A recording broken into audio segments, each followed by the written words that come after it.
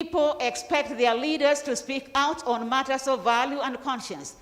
But to speak out, you have to know what to speak about.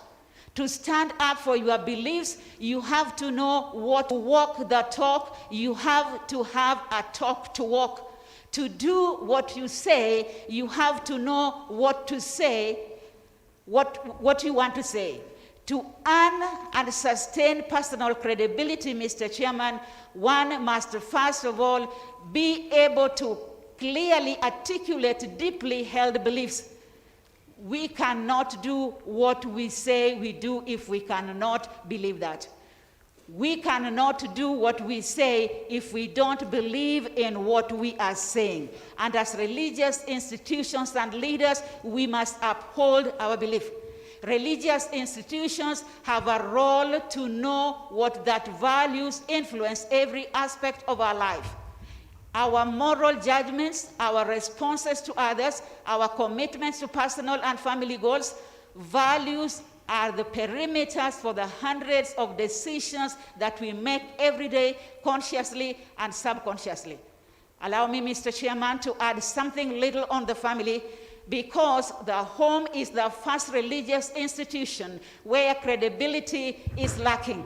If we find the home where the father is, that the father is not credible, the mother is not credible, the children are not credible, no wonder we find a euphoria of violence on the street, because something is missing in the initial place where a religious institution is to take place. Unfortunately, Mr. Chairman, home can become anything but a safe haven. Our focus this morning is a return to the first religious institution, which is the family. Jesus once said that our goodness must first of all be seen in Jerusalem, and Jerusalem is basically our family. And so what I'm stressing here, Mr. Chairman, is that we must go back to the basics. If we want to have peace in Kenya, we must deal with the basics first. Teach these children, let them see the values in the home, and let them know credibility, what credibility is all about from the home. And how about peace? In the morning we were told about peace.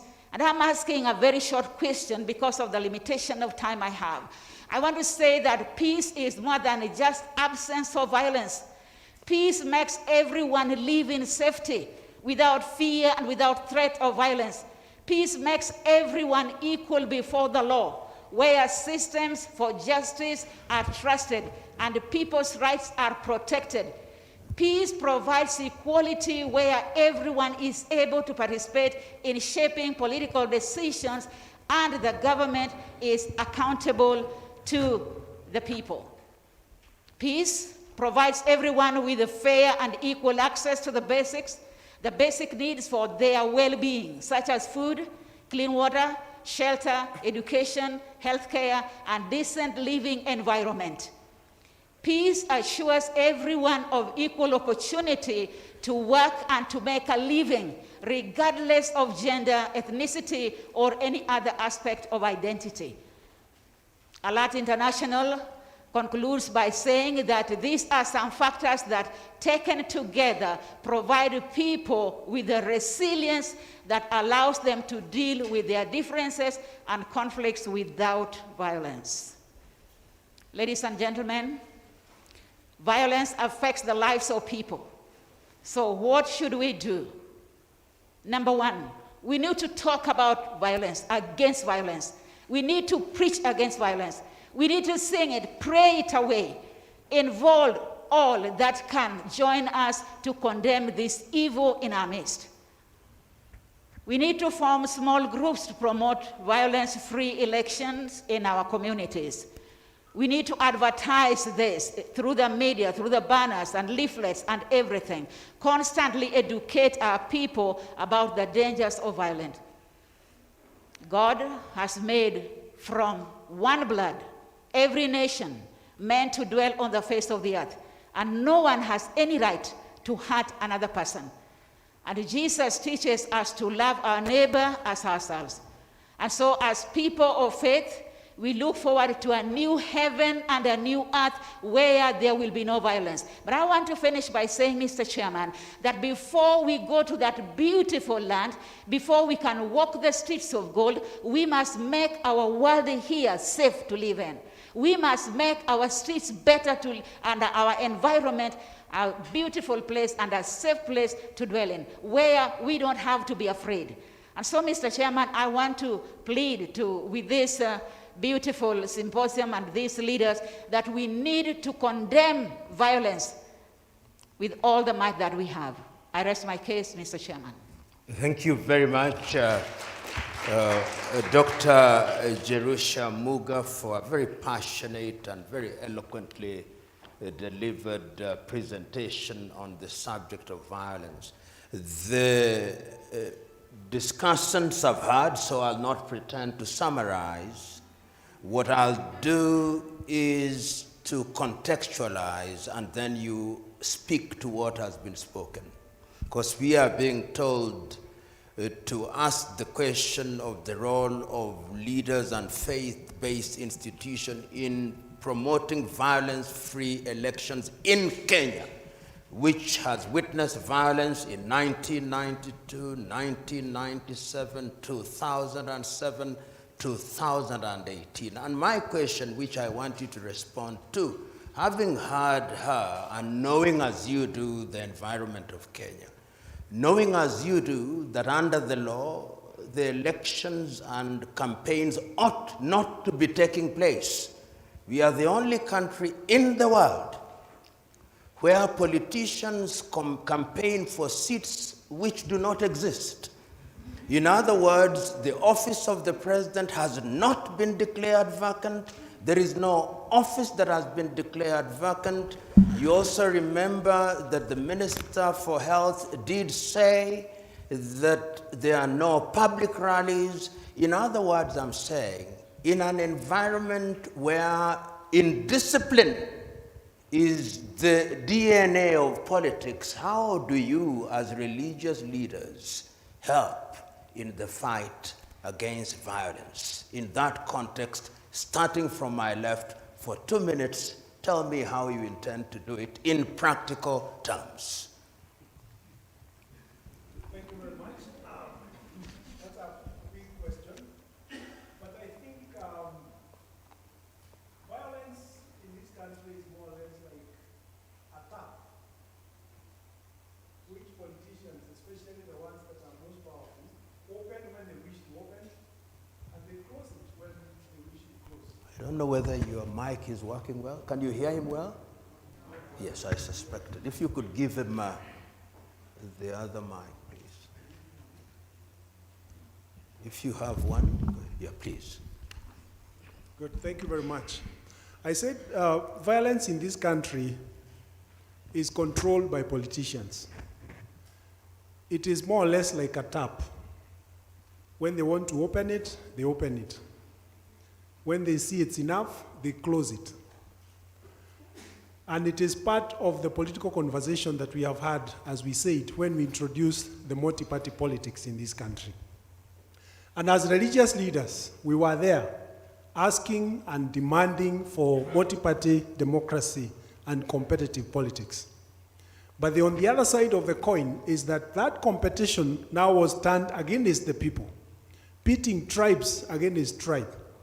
And that has been the kind of challenge that we have, which now means that those who do violence and get to positions of power, they cannot be held to account because they have impunity and a lot of immunity from prosecution. And that also brought into being the culture of corruption, that for you to get a seat, you must spend such a humongous amount of money that you cannot raise from yourself. So corruption fits into that culture of violence. Let us not be cheated. The young people who go to the streets are paid money by politicians to actually do the violence that they do. So as religious leaders, the first thing that we must do is to make sure that we call out these political leaders. We must keep talking to their consciences. We must keep sending messages of hope. We must continue mediating and speaking with these leaders, both in closed door and in the open, to tell them that we know that they are the ones who are the merchants of peace, but also merchants of hope. That they have control over whether there will be violence in the next election or not. If we don't do that, as it is recorded in the book of Ezekiel, we'll be like that watchman who sees danger coming, and then we don't warn the people. The blood of the people will be on our heads. But the Bible says if we warn the people, and the people don't do anything, then the blood is on their head. So it is our role now to actually work together, all of us, with all the agencies of the state and the non-state actors, to make sure that we put this message in our people's minds and their hearts, and also in the leadership that is there right now. Thank you very much. Dr. Ginde, you've been there. You've talked to these people. But even when you talk to them on Sunday, on Monday they do the exact opposite. What are you going to do between now and the 9th of August? You have said it well. As religious leaders, for me from the church as a pastor, we speak to the conscience of the people. Our role is to awaken the conscience of the people when they come to church on Sunday, and even during the week when we get opportunity to speak, to point out evil, like Canon has said, so that people know what is right and what is wrong, so that no one has an excuse to say, I did not know. That is our responsibility. And like you said, we do that consistently. Unfortunately, the levels of impunity in our country has risen so high that people do not care, especially those in power or those seeking power. We have a situation where people know what is right, they know what is wrong, but they do what they wish or what they think or what they want. From the Bible, the responsibility actually is not for us as religious leaders.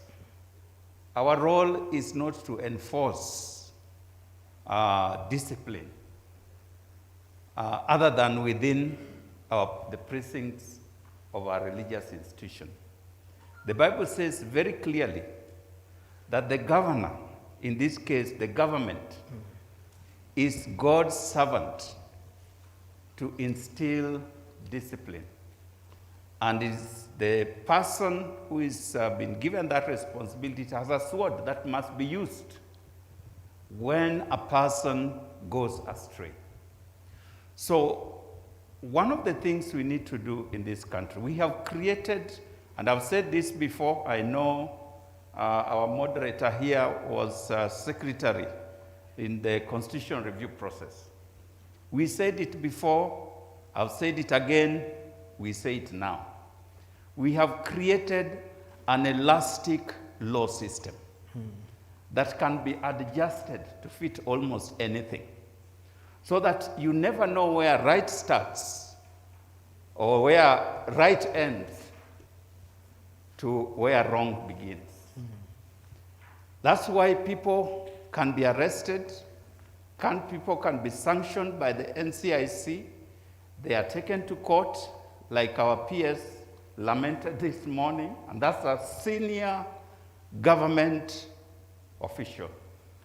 And it's lamenting that they have a situation where they can take a person to court today, and that person will be out tomorrow on the guise of their rights of freedom. That right, therefore, has been so elastic that a person can do anything. We have seen murderers. We have seen corrupt people where there is evidence that this has happened. They are taken to court. Tomorrow they are out on bond, on bail, and they continue in leadership. Where are our values?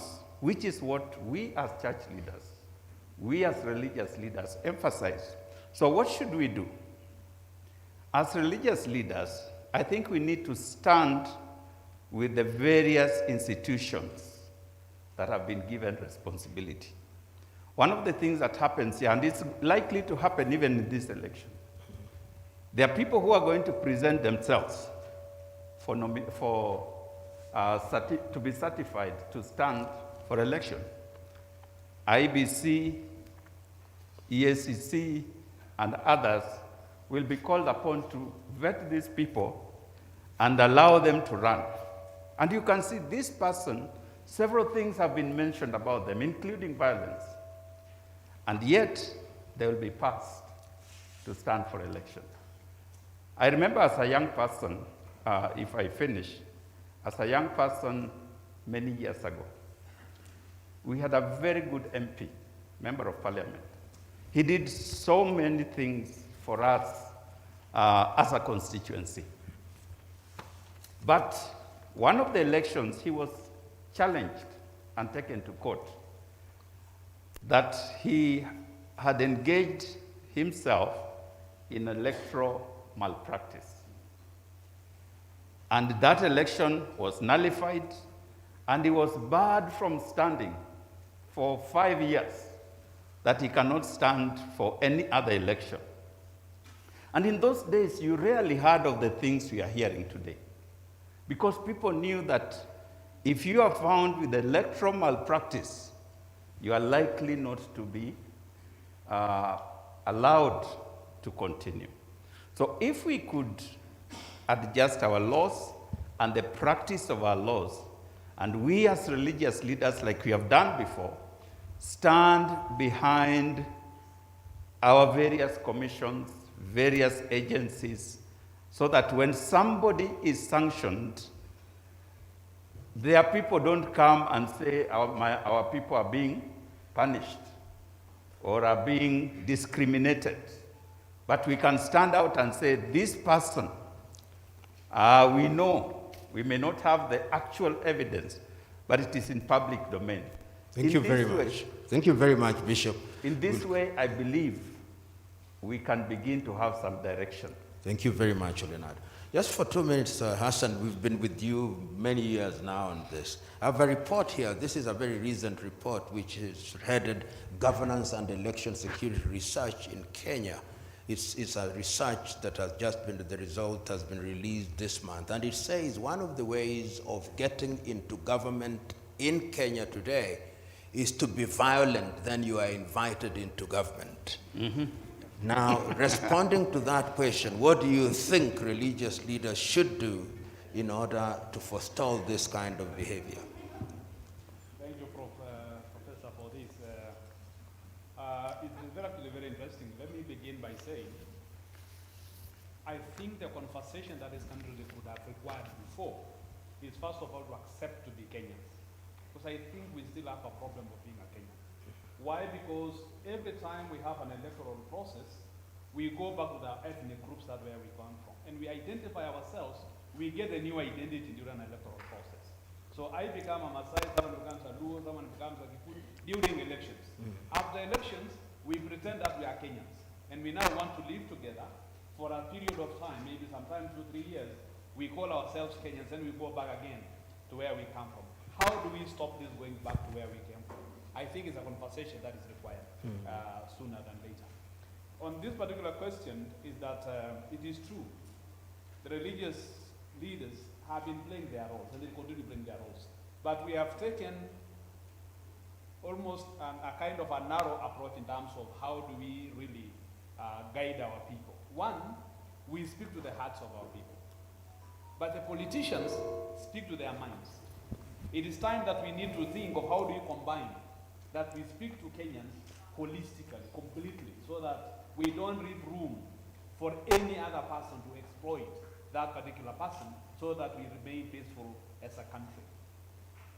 For us in the Supreme Council, what we have been struggling to do is how do we utilize our structures across the country to work with other religious faith communities and traditional community leaders to to ensure that the message of peace is passed to the Kenyan people as we prepare or as we wait for the 2020 election. And finally, Prof, is that in the Holy Quran, Allah subhanahu wa ta'ala calls those of us, a group, it says actually, let a group among you who will invite others to do good and joining what is right and forbid what is wrong. Such are those who are successful. Because unless a small group like ourselves here stand up and really work for this country, we cannot wait for the 47 million plus Kenyans to change the country. It has to begin with the few of us in this particular room. Thank you very much, Hassan. Sujata, recently my own Archbishop, Dr. Sapit, at a function which was very well publicized, said that he would no longer allow politicians to do what they do best, to greet the congregation. And when they, in the process of greeting them, they do many things which was not expected. And it was thought that is one of the ways. To the credit of the Hindu temples and the Muslim mosques, they never do that in temples or mosques. Now, answering the question, what is the role of religious institutions? Can you speak to that and other things for 2 minutes, Sujata? Thank you. I hope he's working. He's working? Just proceed. Thank you and namaste. So that is our greeting, namaste. Thank you. And as a religious leaders, we say in the Hindus, Vasudevaka Kutumbam. That means the whole world is one family. Whether it is a Christian or Muslim or Hindu or a Buddhist, we say everyone is one family. And also we say, Janani Janma Bhumicha Swargadapi Kariyasi. Mother and motherland is more than the heaven. So that is there, that patriotism should be there. And as a religious leaders, what we have to do, not on this now elections are coming the next year, then we'll start promoting. No, we have to start from the now elections are finished. You start from that time only. And the children, the youth, you have to tell them the messages of peace. Why they are fighting, for what? They should know the grassroots of the cause. No, you say now I give the boda like 1,000, you go and do it. They should know about their duty. So in our Hinduism, we teach them about dharma. Dharma, what is dharma? Dharma is the duty. Duty as a religious leader, duty as a Varanchi, as a common citizen, duty of IEPC, duty of the media, and media is there always. They always aggregate the people, I'm very sorry to say. So these are the things we should know about our duty to do. And the peace is always there. In Hindu temples, you go, for every prayer, we say Shanti, Shanti, Shanti. That means peace, peace, peace. And also I want to say, this is a very, we teach our children, we teach our children, love as thought in truth. Love as action is right conduct. Love as understanding is peace. Love as feeling is non-violence. Thank you. Thank you very much. I know I have two reverends on my side, and this question is directed to both of you. You remember the overall theme is what is the role that you can play? And nobody can deny that you've played roles. I remember from the days of Fungamano and all these, and it's a continuous process. But as we now head to these elections, what is the additional thing that you think could be done this time round? And I ask this in the context of what Hassan has already said, that Kenya as a country sometimes is an orphan. Nobody talks about her.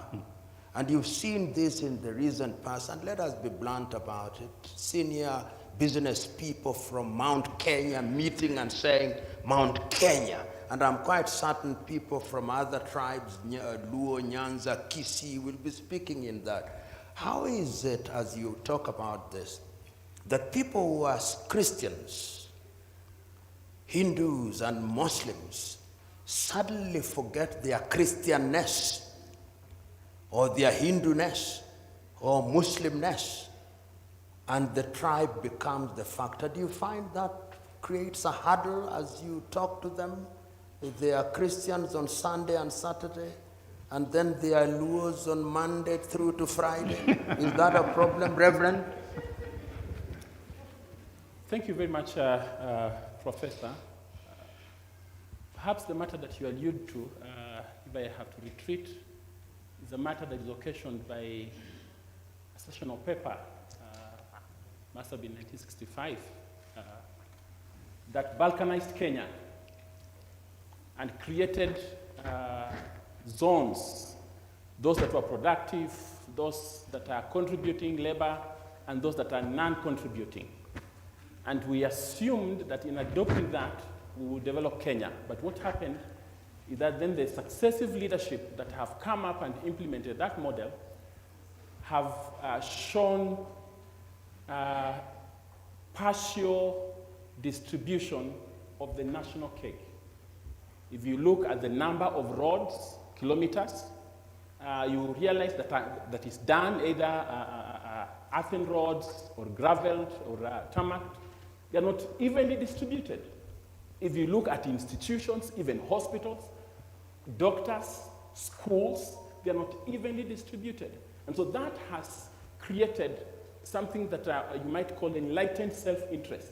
So that then these communities are saying, we cannot release this power, because if we release it, then perhaps we'll be marginalized like those others have been marginalized. So it's a problem, it's a sickness that we have had as a nation for a long time. And it's something that we must talk to, we must speak to be able to heal this country from that harm and that sickness that was created at independence. Because enlightened self-interest sometimes can discriminate and begin to be inward. And so when you see those groups coming up, basically that's what they're trying to exercise. But let me come up and speak about our role. And I'll speak about the role of the Evangelical Alliance of Kenya. In these elections, we want to do it differently. And part of what we want to do differently is to engage in a pre-mediation process, so that then we're doing a preemptive mediation, not waiting for an event to happen, so that then we go and mediate. We want to be preemptive. And what are we doing? We have launched an Evangel Mediation Council, and within this Evangel Mediation Council, we have looked at our pastors and our bishops, and we want to pastor political leaders under what we call pastoring for peaceful elections. So that then we get our leaders and we know that you are the pastor of Nelson Makanda, you are the pastor of Richard Mutura, and those two are running for elections. And we want to assign our leaders in the Evangelical Alliance of Kenya, and we have invited others who may not be within Evangelical Alliance of Kenya. We have trained them, and we want to assign each of the candidates at the national level, at the county level, at the sub-county level, and the ward level. We will not leave any candidate within our jurisdiction who is not pastored, so that then we preempt, because we say that they are merchants of violence. They dish it out when they want, and when they don't want, they withdraw it. We want to begin to talk to them, praying with them, consulting with them, asking them, how is the campaign? What are the needs that you think the church can attend to? But also speaking the word of God, because the word of God can transform. So we want not to go to politicians, and our leaders not to go to politicians to pick envelopes, but to take the word of God, to ensure that they are praying with them, they are walking with them. And I'm saying this openly so that when you see this happening, do not presuppose, why is that religious leader identifying with so and so and going to see so and so? What we want to do is to pastor, to preempt conflict in this country. That is a critical role that we are playing. But then critical role number two that we are playing, and Bishop has alluded to it, is accompaniment of institutions. The institutions that midwife elections, IBC, the judiciary, NCIC, National Police Service, we would like to accompany these institutions to ensure that we raise up their credibility where credibility is lacking, we support them, we become their advocates, we begin to work with them so that as they look at elections, they know that there are people who are standing with us. But let me highlight the National Police Service. We have noticed in the EAK that the policeman who meets violence on citizens, that policeman is never taken care of. He is given an assignment to go to Kibera to pick a dead body. He comes back, he's taken to Uhuru Highway to pick another body. Now, when he goes back to Kilimani, he's told Kibera young men are on the streets. When he goes to Kibera, he's already stressed and he is under heavy trauma. Nobody is taking care of their emotions. So what does he do? He has a gun. He uses the gun. In the EAK, we want to map the hotspots and begin to talk to and to train the policemen on trauma awareness and resilience. Thank you very much. So that then we prepare them. Practical collaboration is what you are emphasizing. And Reverend Cannon, as you speak about, there's something that he has raised as if it ought to be a problem on your path. He says because we are marginalized, because people are tribal. Why is it not that when the head of the Lutheran Church, why is it that when the head of the Lutheran Church in Tanzania or the Imam in Tanzania, which has 136 plus tribes, speaks, they are heard much more eloquently and their words are taken more seriously than when my bishop speaks? As you answer the question, take that into consideration. Thank you very much, Professor. We all have appreciated the fact that we have a culture of violence, and we also, in the morning session, we agreed that we actually are custodians, or we actually have the 90% of the voting bloc in our country. And so herein we have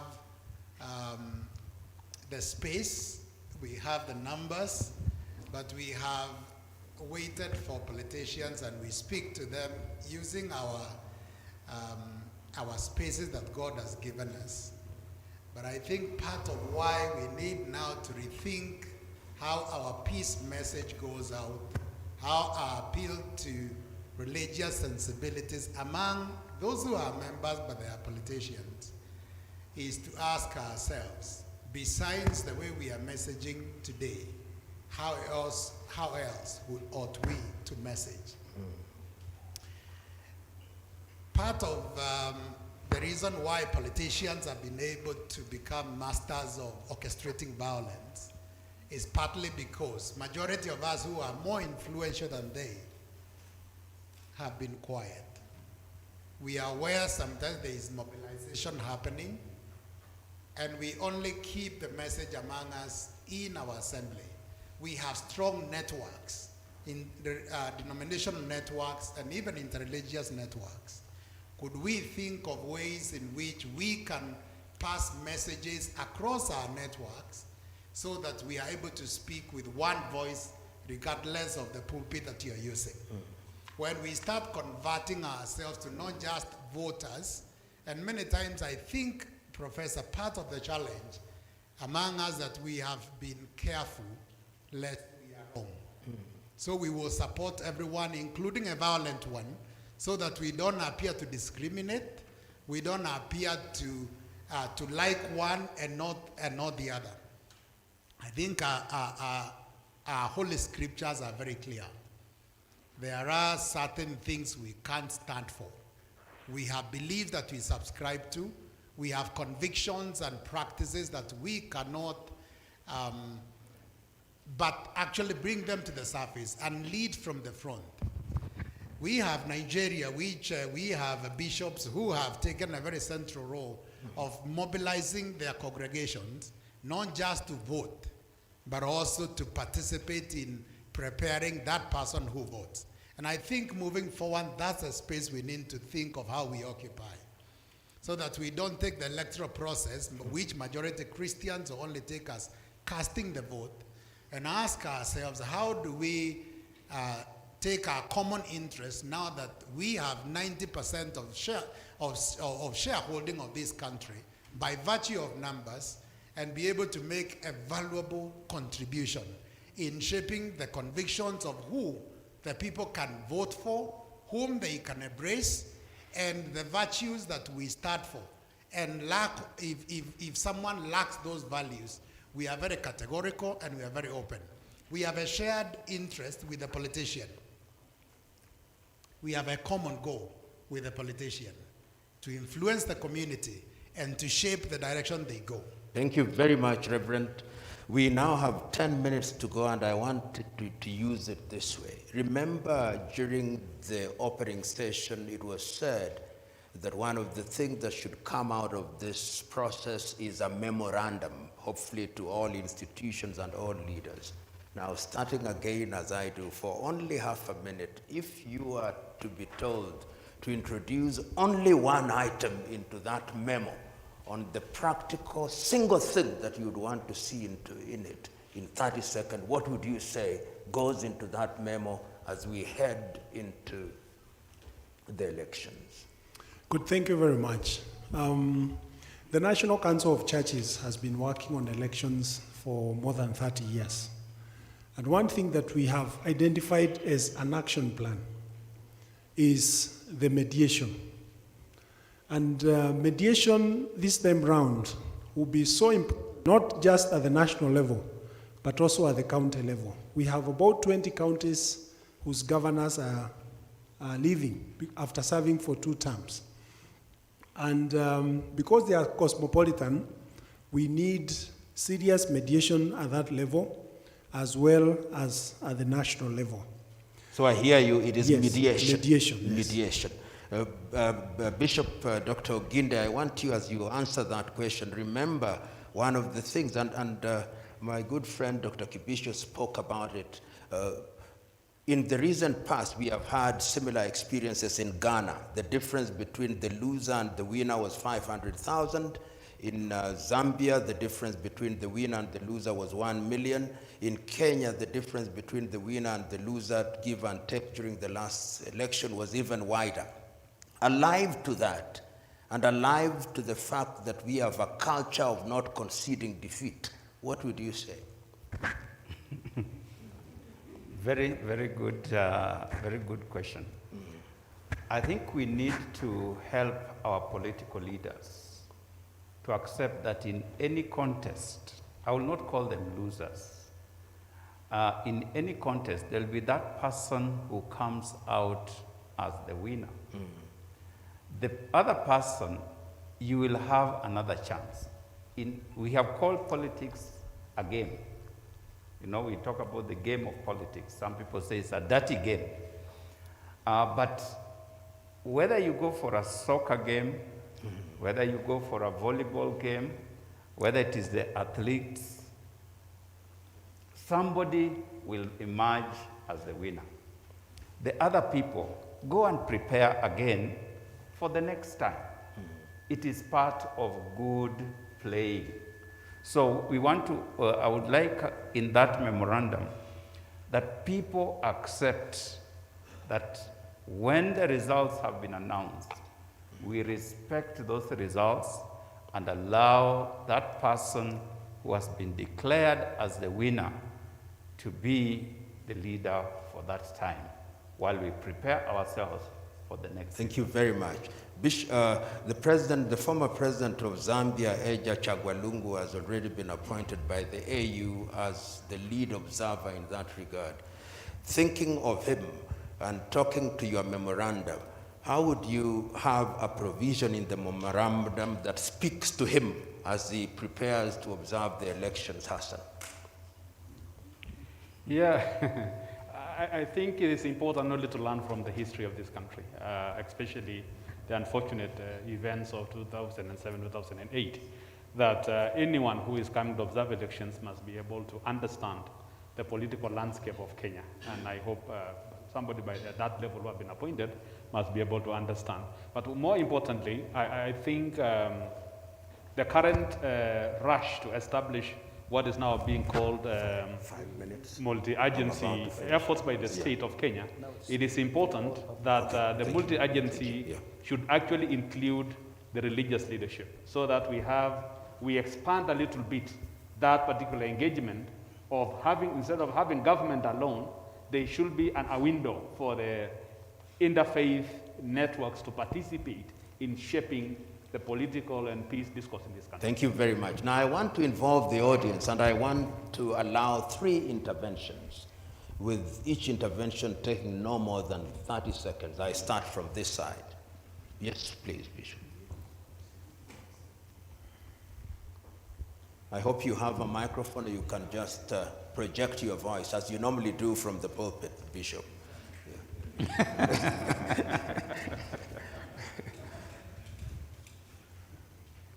Help the bishop with that. Thank you so very much. My name is Warari, and I'm so very much grateful for this symposium. One, I would pray that we leave this place with a mantra that we will hold and use. And my proposal would be that no to violence. We will not tolerate violence. As religious leaders, number one, we need to give spiritual care to those who are good and those who are bad. Number two, we need to collaborate with all stakeholders. We cannot do this alone. And one of the panelists spoke about strengthening the institutions that are. Number three, communication. Many times the politicians set the agenda for us, and we join the bandwagon when already there is toxic narrative. And going by our history, we need help. We need to unlearn many things. And of course, nature does not entertain vacuum. Having unlearned, we must learn how to communicate validated, factual information. Thank you very much, Bishop. Finally, we must build trust. Thank you. Thank you very much. Let me have my good friend, and then the bishop will say something. Not because you are bishop, but because I respect my bishops. Which means the same thing. 30 seconds, please.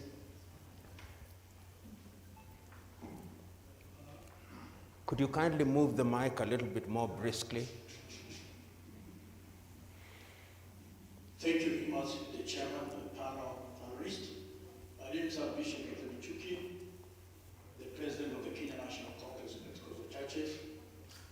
I want to appreciate this wonderful meeting that we have today. And the speakers who spoke this morning were really targeting about peace in this nation. We speak peace every time in our houses. Peace is actually should be the food of the day. And one thing I want to appeal to the arms of the government, and especially the IBC, is that they have allowed very early campaign. As the professor said, there's no any other country in this world that does campaign from after finishing the campaign and winning, and others will continue. I think we must appeal to the government to strengthen the IBC, to stop, like now, they are doing illegal campaign. They are not supposed to do a campaign. The timeline is there. And I think we must, as we religious leaders, as we try and do about peace, also the arms of the government, even CIC, even the IBC, the corruption, whatever, they must really strengthen their cause. My Lord Bishop, that is very well understood. Let me go to this side, 30 seconds, please. I wish I could see the hand of a lady now that... Thanks, Piero. My name is Ivan Misati. I'm the National Chairman for Political Parties Liaison Committee. When I hear everybody talk about the politician, I almost look for a place to duck because the politician is being punched right, left, center. But fortunately, we are here. I'm a stakeholder in the peace process in Kenya. The political parties, our symposium will come. But today I'm here for one message to the religious community.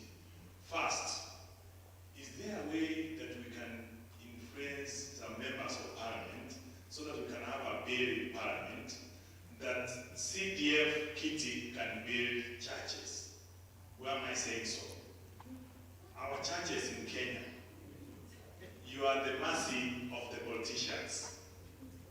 You need to build the churches, and it needs to give the money. So if we solve that one problem first, so that you can be very objective. If we don't do that, we are going to have a problem. Secondly, the last thing I say here, yes, please. today, political parties, we have started the same process that we are doing, our peer with members, and we have brought a peace ambassador, a world peace ambassador to Kenya, who is going to go with us to the county levels.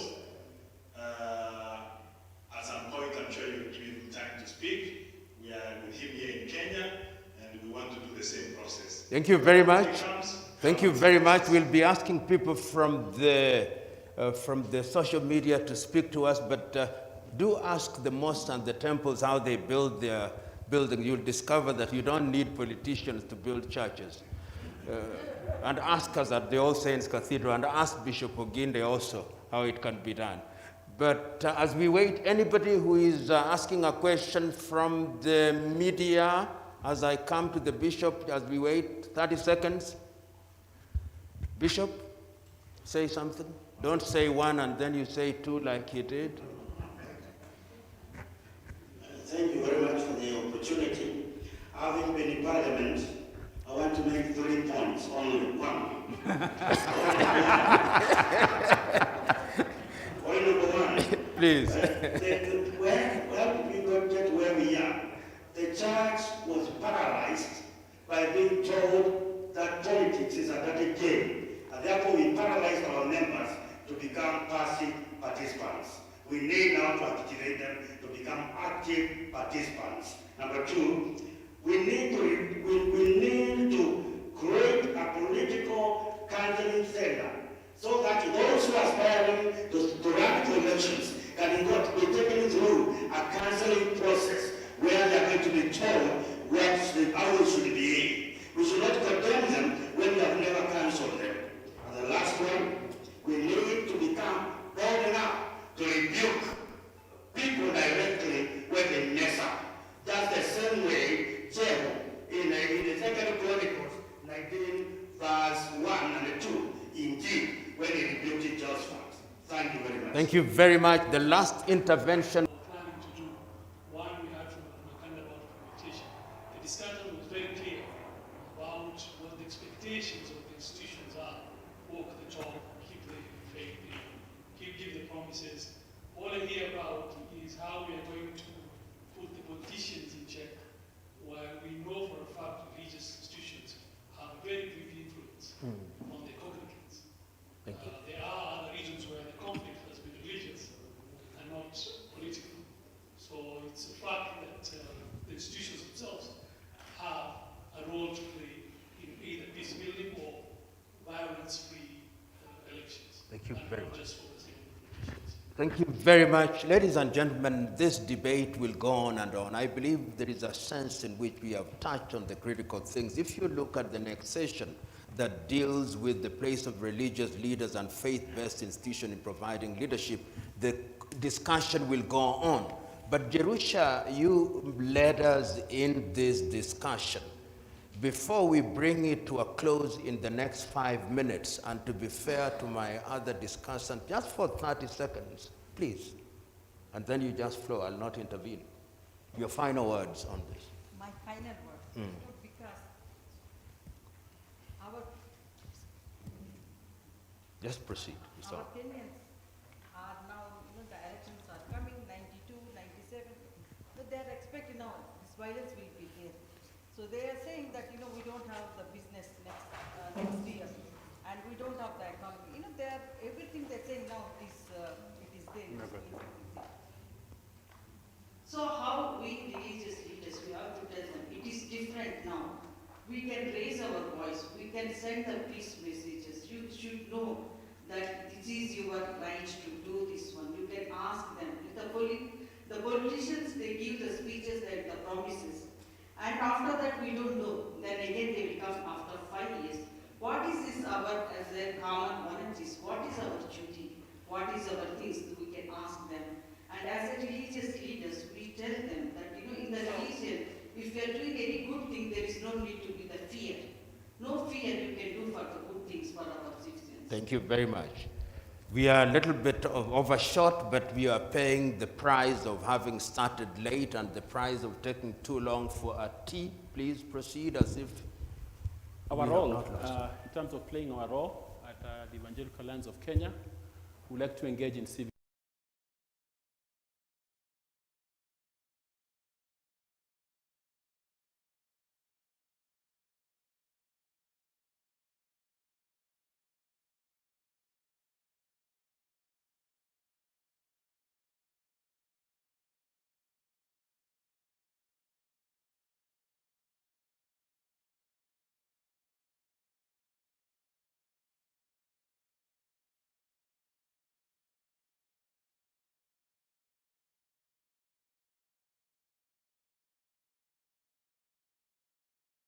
What is it that they should expect, so that then we are not putting a burden on people who have not been educated. Thank you very much. We are taking that responsibility. Canon. Thank you. As clergy, we have local legitimacy because we have churches in local spaces. Politicians do understand that we have local legitimacy.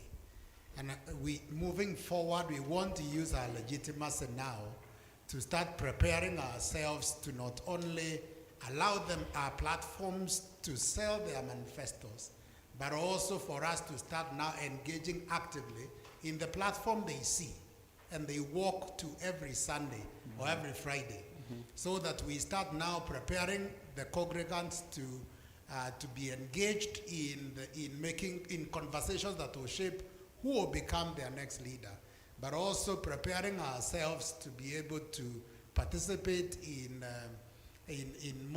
electoral monitoring and also other engagements that will help us be part and parcel of the team that shape the opinions, the convictions, and what people should embrace. From now moving forward, it is not going to be the politician alone who sees the potential our pulpits have.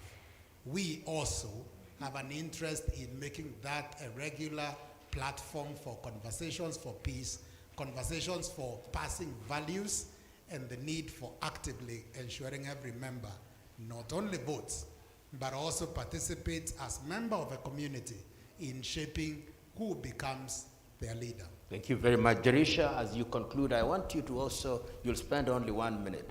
But if you look here, the media which was present during the opening session have already gotten their sound bites. They have disappeared. Remember that the media can also be a very big source of violence. We saw it in Rwanda. We see the newspaper headlines in our country here. As you now conclude in 1 minute, now tell us what will go into the memorandum that speaks to the Kenyan media also. What we are saying here, Mr. Chairman, is a life of integrity. Whether you're a politician, whether you belong to the media, whether you are a pastor or a reverend, we need to be people of integrity. And integrity is basically means that what you are inside is the same thing that is also outside. The politicians are not people who are not part of us. They are our children, they are our brothers, they are our uncles. And what we are saying here, they need to be credible, and all of us need to be credible. That's basically what we are saying. Jesus is the Prince of Peace. We cannot get peace without Jesus. So what we are saying, that transformation must begin with me as I talk to these other people. They take us captive because they know we are helpless. We have projects, we want to build churches and so on and so forth.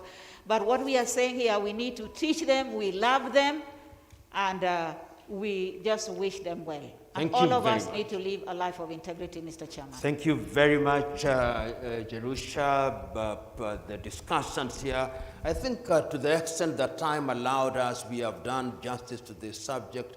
The most important thing is that this conversation continues, and what one is saying is that we want practical measures as informed by the realities of this environment. I'll not do what moderators do, which I always thought is wrong.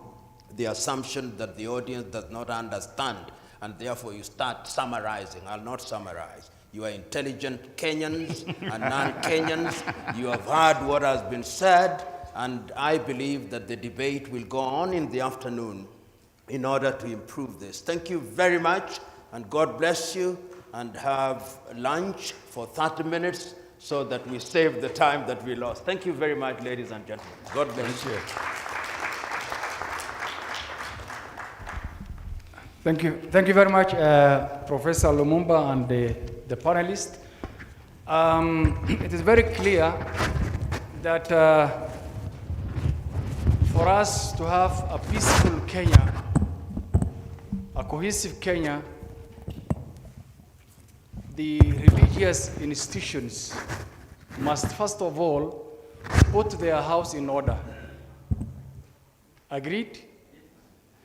Unless our houses are in order, then we will not be able to participate in the roadmap to peaceful elections. So we ask the religious organizations to first of all put their house in order so that they themselves are cohesive, they themselves are in agreement with their congregants, and then is when they can be able to work with us in the process to peaceful elections. Number two, you need to invest in the process. It's not only preaching, but you need to invest in the process. What do I mean by that? It's an expensive road to travel. And so you need to invest in that process. It is not an easy cake. The road to creating a peaceful country is expensive. So you need to invest in that process. Number three, let's all agree that we want to change the mindset of our people.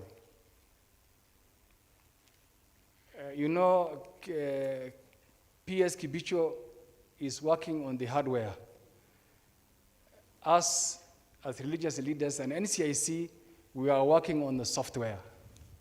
So let's try to change the mindset of our congregants in the church, in the mosque, in the temple, and so on and so forth, and tell them of what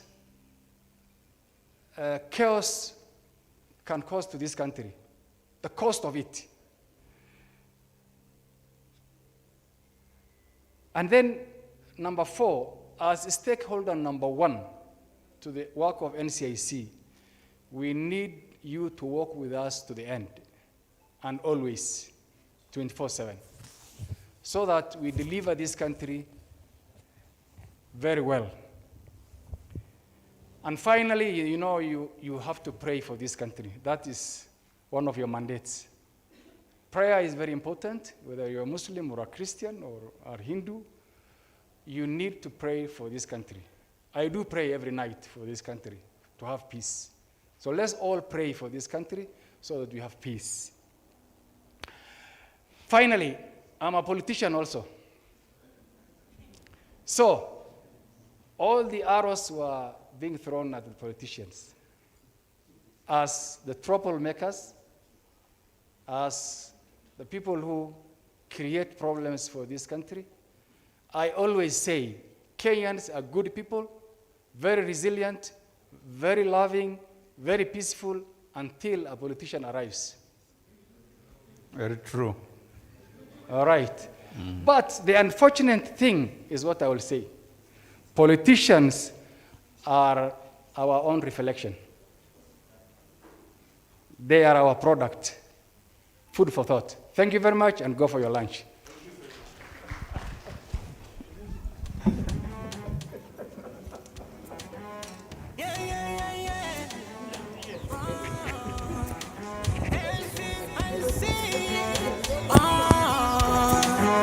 Lego. Mama yangu ni Kenya, baba yangu ni Kenya, kabila yangu ni Kenya. Yeah, yeah, yeah, yeah.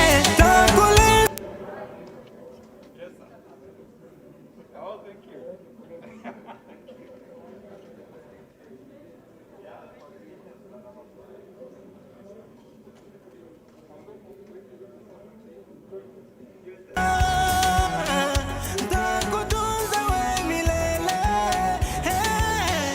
One tribe, one Kenya, one nation. Hey, hey. One tribe, one Kenya. Nachagua amani, Kenya kabila yangu.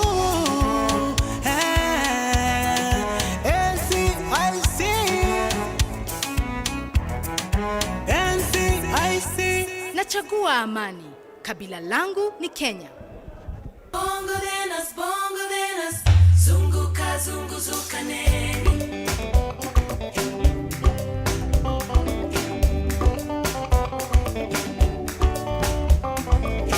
Kuja nami, tuungane twache kuzozana. Watu wa upendo, hauna dui, hauna kifani kaka. It's pole pole going slow, but still we're keeping time. We're facing forward, looking up, forgetting what's behind. 20 Africa, hey, 2020, kuja nami, 2020, pande pande, pande pande, weongoza nikufuate nitiende. Beri beri, kwete shure, zunguka zunguzuka neni. Shino narudo kupatana, kujitibu dirire. Twahitaji upendo ili tusonge mbele. Kutambura kwenu, shida hati narudo. Ukosefu wa upendo ulete dhiki ya jaya. More to mama Africa than poverty and war. Mambo ni twende. I wish we had a fighting chance to show off who we are. 2020, kuja nami. 2020, pande pande, weongoza nikufuate nitiende. Beri beri, kwete shure, zunguka zunguzuka neni. 2020, kuja nami. 2020, pande pande, weongoza nikufuate nitiende. Beri beri, kwete shure, zunguka zunguzuka neni.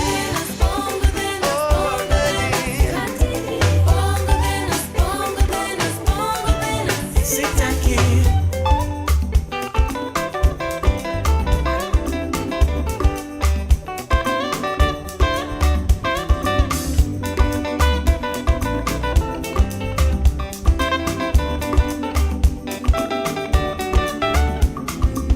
Ukiumizwa, hata mimi ninasikia uchungu. Oyoyo, kihangaishwa, ninalia.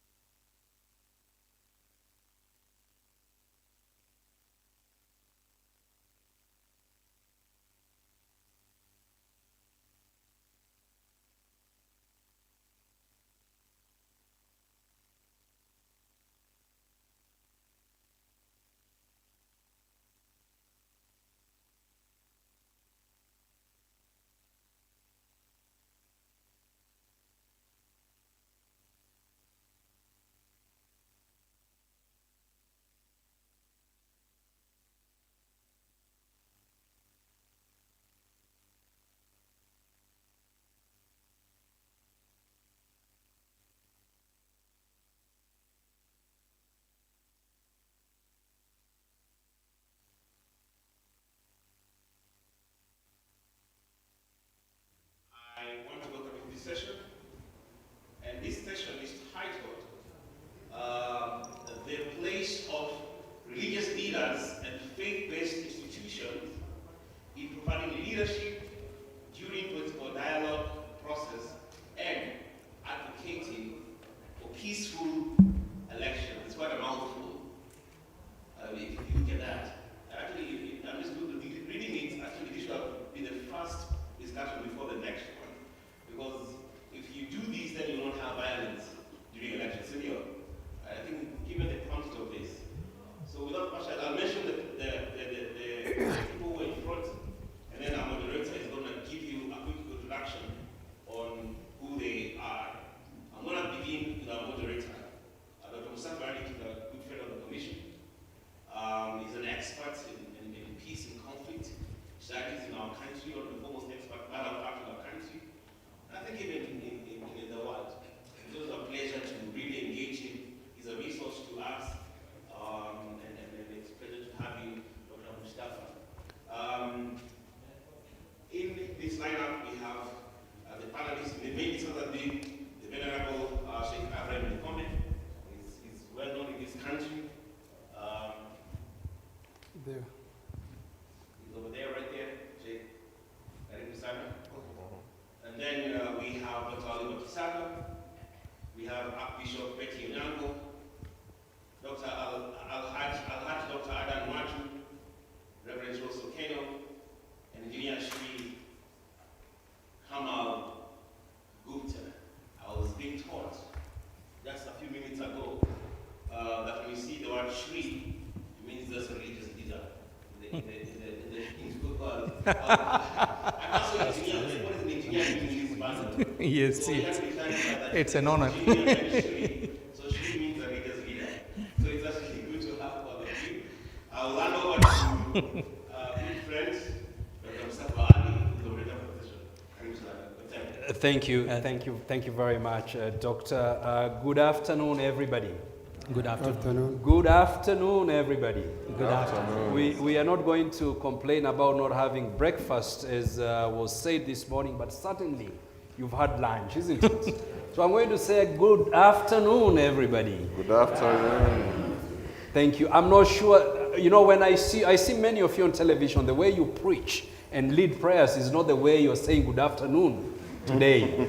I want to thank you for coming into this particular panel, and we are going to focus on the place of religious leaders and faith-based institutions in providing leadership during political dialogue processes and advocating for peaceful elections. And to lead us in this panel, we will start with a presentation from Sheikh Ibrahim Lithome, and then our distinguished panel here are going to speak to the presentation and also share their own views about this particular topic, the role of faith leaders in providing leadership during political dialogue processes.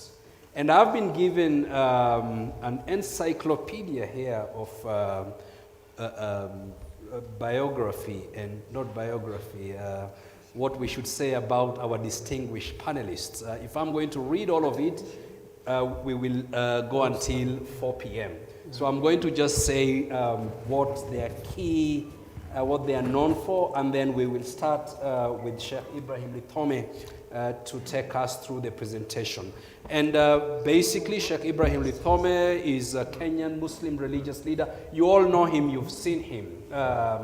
One of the most decorated faith leader, focusing on working with young people in this country to help them in the prevention of radicalization and extremism, member of Jamia Mosque Committee, Secretary General of the Center for Sustainable Conflict Resolution, and Chairman of Global One here in Kenya. Archbishop Betty Onyango. Archbishop Betty Onyango is a reverend, holds a master's degree in theology from Connection Theological College. She is a member of the African Israel Nineveh church. Then Al-Hajj Dr. Adan Wachu, no stranger to all of you. He is the immediate former Secretary General of the Supreme Council of SUPKEM, Supreme Council of Kenya Muslim. He also serves on a number of boards, including former chairperson of the Kenya National Consultative Coordination Committee on the Internally Displaced Persons, former board member of the National Anti-Corruption Campaign Steering Committee, and more importantly, he's been awarded a doctorate, honorary doctorate degree from the Commonwealth University in Humanities to honor the work that he's been doing in peace, honored by the United Nations and also honored by the government of the Republic of Kenya. Dr. Oliver Kisaka, current chair of the National Heroes Council here in Kenya. Wow. Dr. Oliver Kisaka is currently serving as Managing Director of Christian Organizations Research Advisory Trust, Africa, CORAT. He has also served in various capacities as Deputy Secretary General at the National Council of Churches in Kenya. He's been a teacher, he is a researcher, and he is a foremost a peace maker. Not just a peace lover, but also a peace maker. I think it's in the Bible where it says, blessed are the peacemakers, not just peace lovers who just sit on their chairs and wait for peace to fall from heaven. Dr. Kisaka, and I've seen him in action, has been working for peace in this country. Then Reverend Rose Okeno, who is a diocesan bishop of ACK Diocese of Butere. She has extensive experience working with women in the Anglican Church community, and she is also a theologian. And lastly, but not least, Engineer Shri Kamal Gupta, who is an engineer, is the national chairman of the Hindu Council of Kenya. He is also the chairman of the Mask Group of Companies and chairman of the Kenya Renewable Energy Association. Very interesting. Hindus mix business and faith leadership, and this is what we need in our communities. So we are going to speak about a very important topic here. It is about the discourse, political discourse, and the processes before the elections. This morning we heard the panel speaking about the role of faith leaders in promoting violence-free elections. But before we get to the elections, what is your role? What is it that you must do to ensure that there is free, fair elections and that it is peaceful? To start us off, Sheikh Ibrahim Lithome will take about 10 to 12 minutes in his presentation. Welcome, Sheikh. Yeah, thank you, Doctor. Good afternoon, and assalamu alaikum. And because I had been promised 30 minutes, that has been reduced to less than half, but I'll try to make the best use of it. And let me begin by saying this.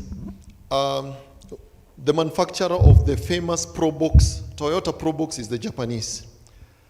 The Japanese gives you a manual, a user's manual when you buy that vehicle.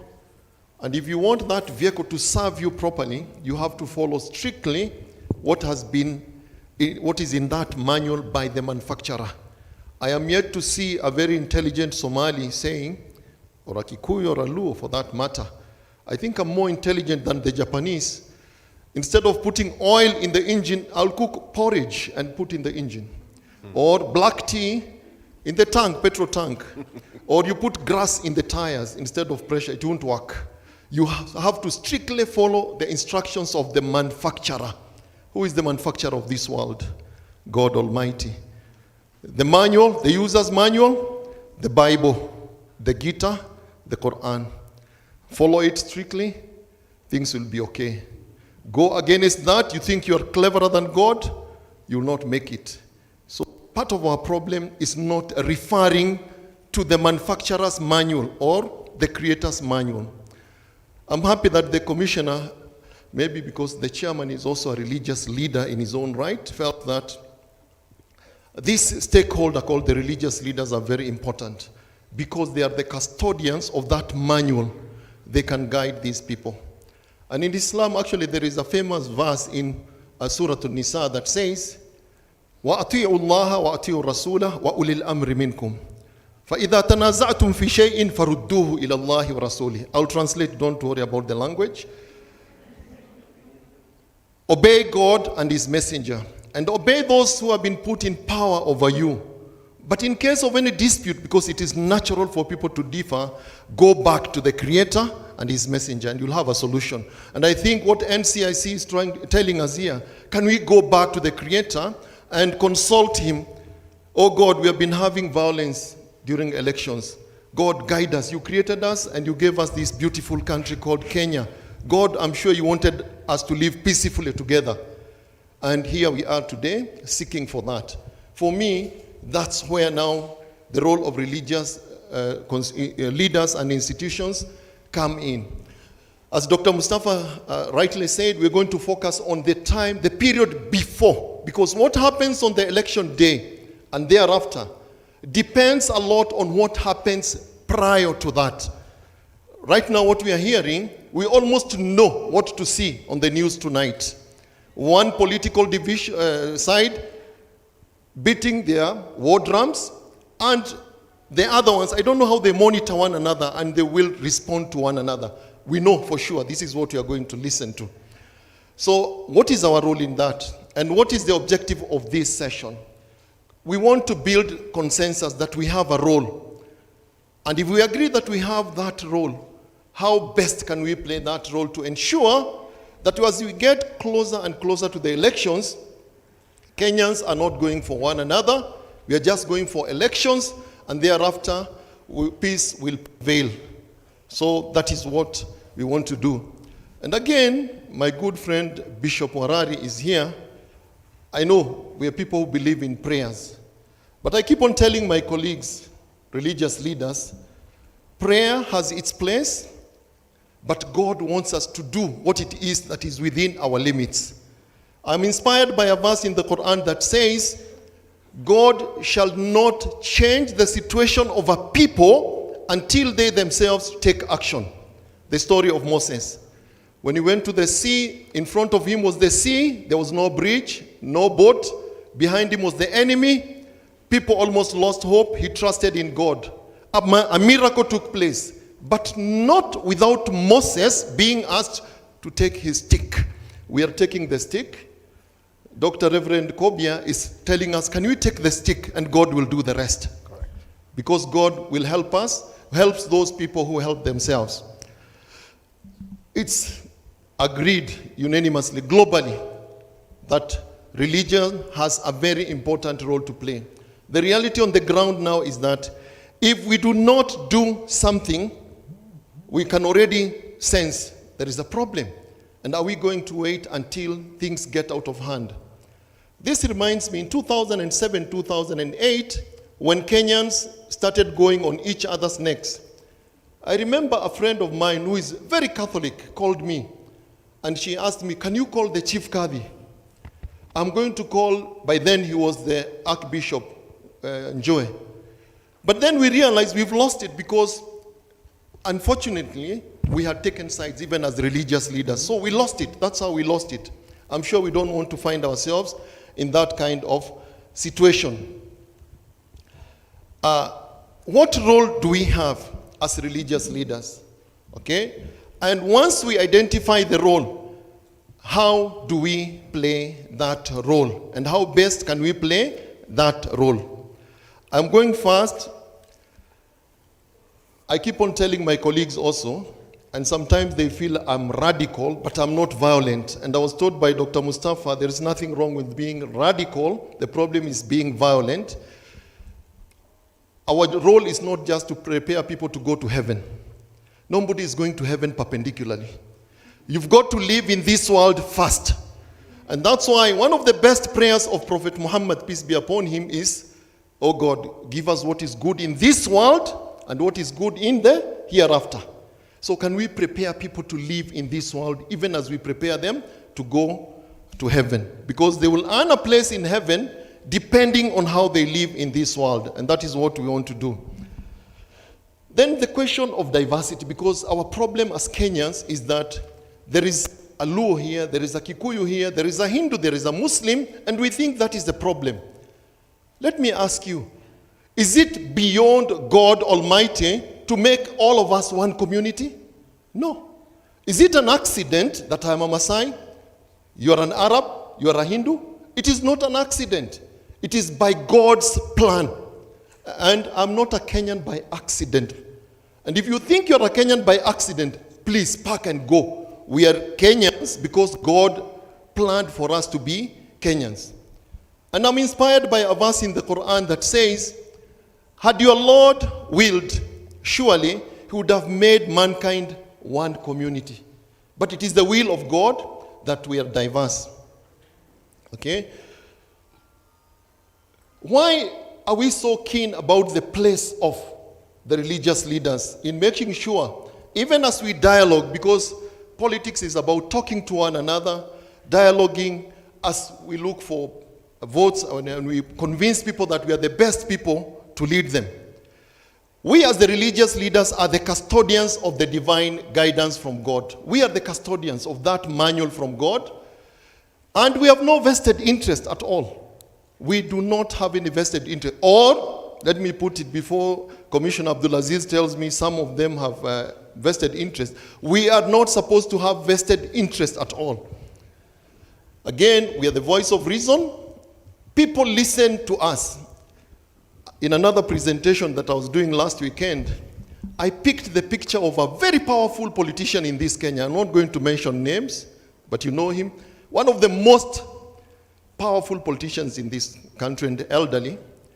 At one time, a certain prophet of God, a Christian preacher, got hold of this powerful politician and immersed him in water. And I have that video with me. I didn't want to play it here. And I said, look at the power of religion. That this mighty politician had to come before this religious leader, and he had to take instructions from him. Get into the water with your suit. It doesn't matter whether you are called Baba or Mama in this country. I am the one who says things. I'm not mentioning names, please. Okay? We are the gatekeepers of our communities. I'm sure before people can come to the Hindu community, they want to know what the religious leaders there are saying. For the Muslim community, for the Christians, we are the gatekeepers, and we are the heirs of the prophets. Al-ulama'u warathatul anbiya. According to Islamic teachings, religious scholars are supposed to carry on the work that was done by messengers of God. And key among them is to enjoin what is good and forbid what is evil. Al-amru bil ma'ruf wa nahy anil munkar. As religious leaders, if we want to ensure this country goes to peaceful elections, and thereafter people accept the results. You know, we made history in 2007. Many people don't know. Somebody said Kenyans are the only human beings in history to have been able to uproot a railway line using their bare hands. We made history, 2007. So we need to identify the roadblocks: hate speech, negative ethnicity, selfish interest, disregard for the law, disregard for others. Now, tell me, I want to challenge any religious leader here. Christian, Hindu, Muslim, any religion. Tell me that your religion advocates for any of this. And I'm sure all of you will agree, no true religion will advocate for this. And these are the roadblocks. That's why we have been called upon by NCIC. Can you please help us address these roadblocks, because they are in conflict with the will of God. And that is why we are here. So we need to address those and preach love. I heard somebody in the morning say, Jesus Christ, the Prince of Love. It is common to all of us that our God is a loving God. And every religion preaches love. Justice, actually in Islam we are told, justice is next to piety. And even when you have a difference with the people, even when you are in conflict with a person, you are called upon to always do justice. And when there is injustice, of course, there will be conflict. Peace, actually in Islam, we call God Allah as-salam. Allahumma anta salam wa minka salam. Oh God, you are peace and you are the source of peace. So peace is godly. That's why Reverend Okobia and his team has called upon us that you represent the God who is the source of peace and peace itself. Respect for others. At one time, I thought the Christians are taking a teaching of Islam when they kept on saying, one of the teachings of Christ is, love your neighbor as you love yourself. It is the principal teaching in Islam that you are not a true believer until you love for others what you love for yourself. I want to believe in Hinduism there is a similar teaching. It's common to all of us. The reason why we have violence before, during and after is because we don't care about the others. We don't put ourselves in the shoes of the others. And that is why we have been called upon here to preach this. Who are we supposed to talk to? After Commissioner Abdulaziz spoke, I put these red stars here. Because this is where we have the problem here. The political players, they're the ones. They're the ones who make us think like Kenyans until elections come and we start thinking as Maasais, Luos, Kikuyus, and the rest. So we need to address them. Do we have the capacity to talk to them? Yes. I have seen them kneel down in your churches and in your mosque crying tears. The powerful politicians, they will listen to you. They will come to you for prayers and even for guidance. So we need to talk to them and we must talk to them. The laws in this country, beautiful. I was part of the constitution making team in this country. We will have one of the most beautiful constitutions, chapter 6. But do we implement it? So, can we talk to the law enforcement agencies? Can we talk to Kibisho, the PS Kibisho and his team? Can we talk to Matiang'i? Can we talk to the Commissioner of Police? We want the law implemented and they will listen to you as the religious leaders. The judiciary, you had it being mentioned, the media here, can they carry the message of peace? Even as we know, we appreciate the fact that they have to sell their papers. And you know, news is when a man bites a dog. When a dog bites a man, that is not news. But you tell them it is not business as usual. So religious leaders, are we able to talk to the media and the owners of the media houses? Yes, we are, and we must talk to them. Are we able to talk to the electorate? Yes. And you know, when I hear us complaining about our leaders, we elected this and this, who made this guy a leader? Show me one leader who elected themselves. We elected them. That means if we have bad leaders, it is our own doing. And in Islam we are told, sometimes God gives you the leaders you deserve. Can we talk to our people to elect people not because of what they own, not because of the tribe, but because of the integrity, their integrity, and the qualities of leadership? Can we talk to these people who come to our churches and the mosques? Youth are the ones who are used to throw stones and the rest. Can we talk to our youth? Can we talk to all of them to play their rightful role as we go to the elections? Our youth are being misused. As we were getting towards the 2017 elections, I remember at times the government would announce, tomorrow, nobody should come to Nairobi for demonstrations. And we are almost as sure as death, our youth will go and demonstrate. And we know when they demonstrate, the tear gas and the water cannons will be there. What pushes our youth to that level? What makes them so vulnerable?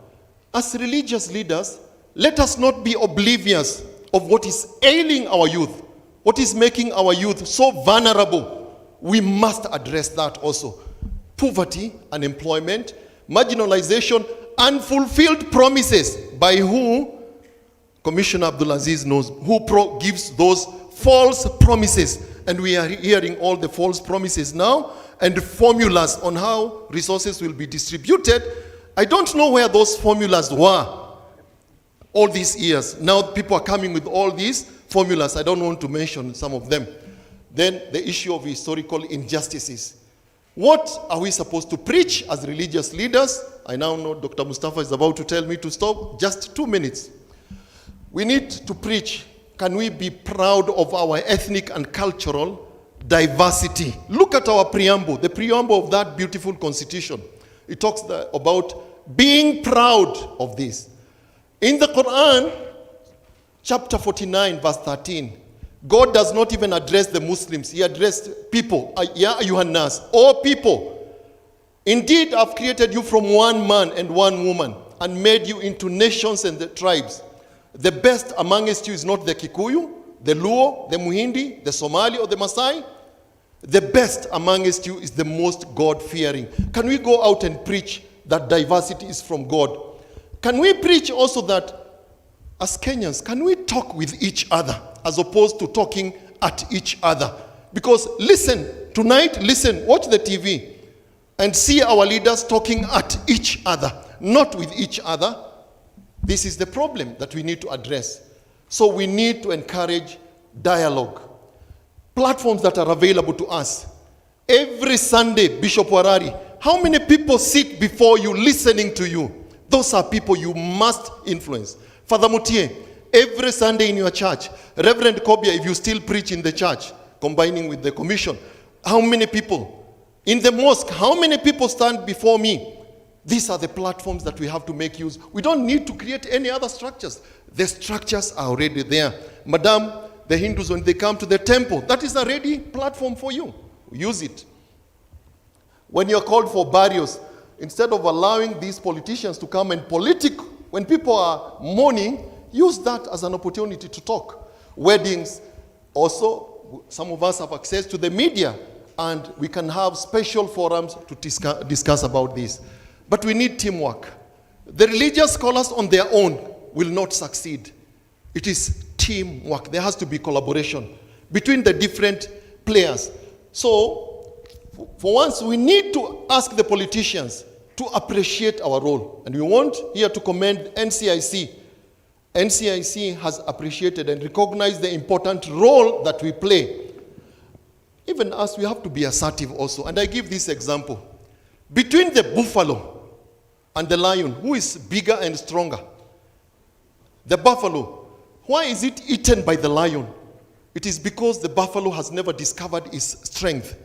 The day the buffalo discovers its strength, lions will go hungry. We are the buffalo that we have failed to discover the strength that we have. Can we come back and assert our powers? Then non-partisan. The moment you are associated with this or that, you've lost it as a religious leader.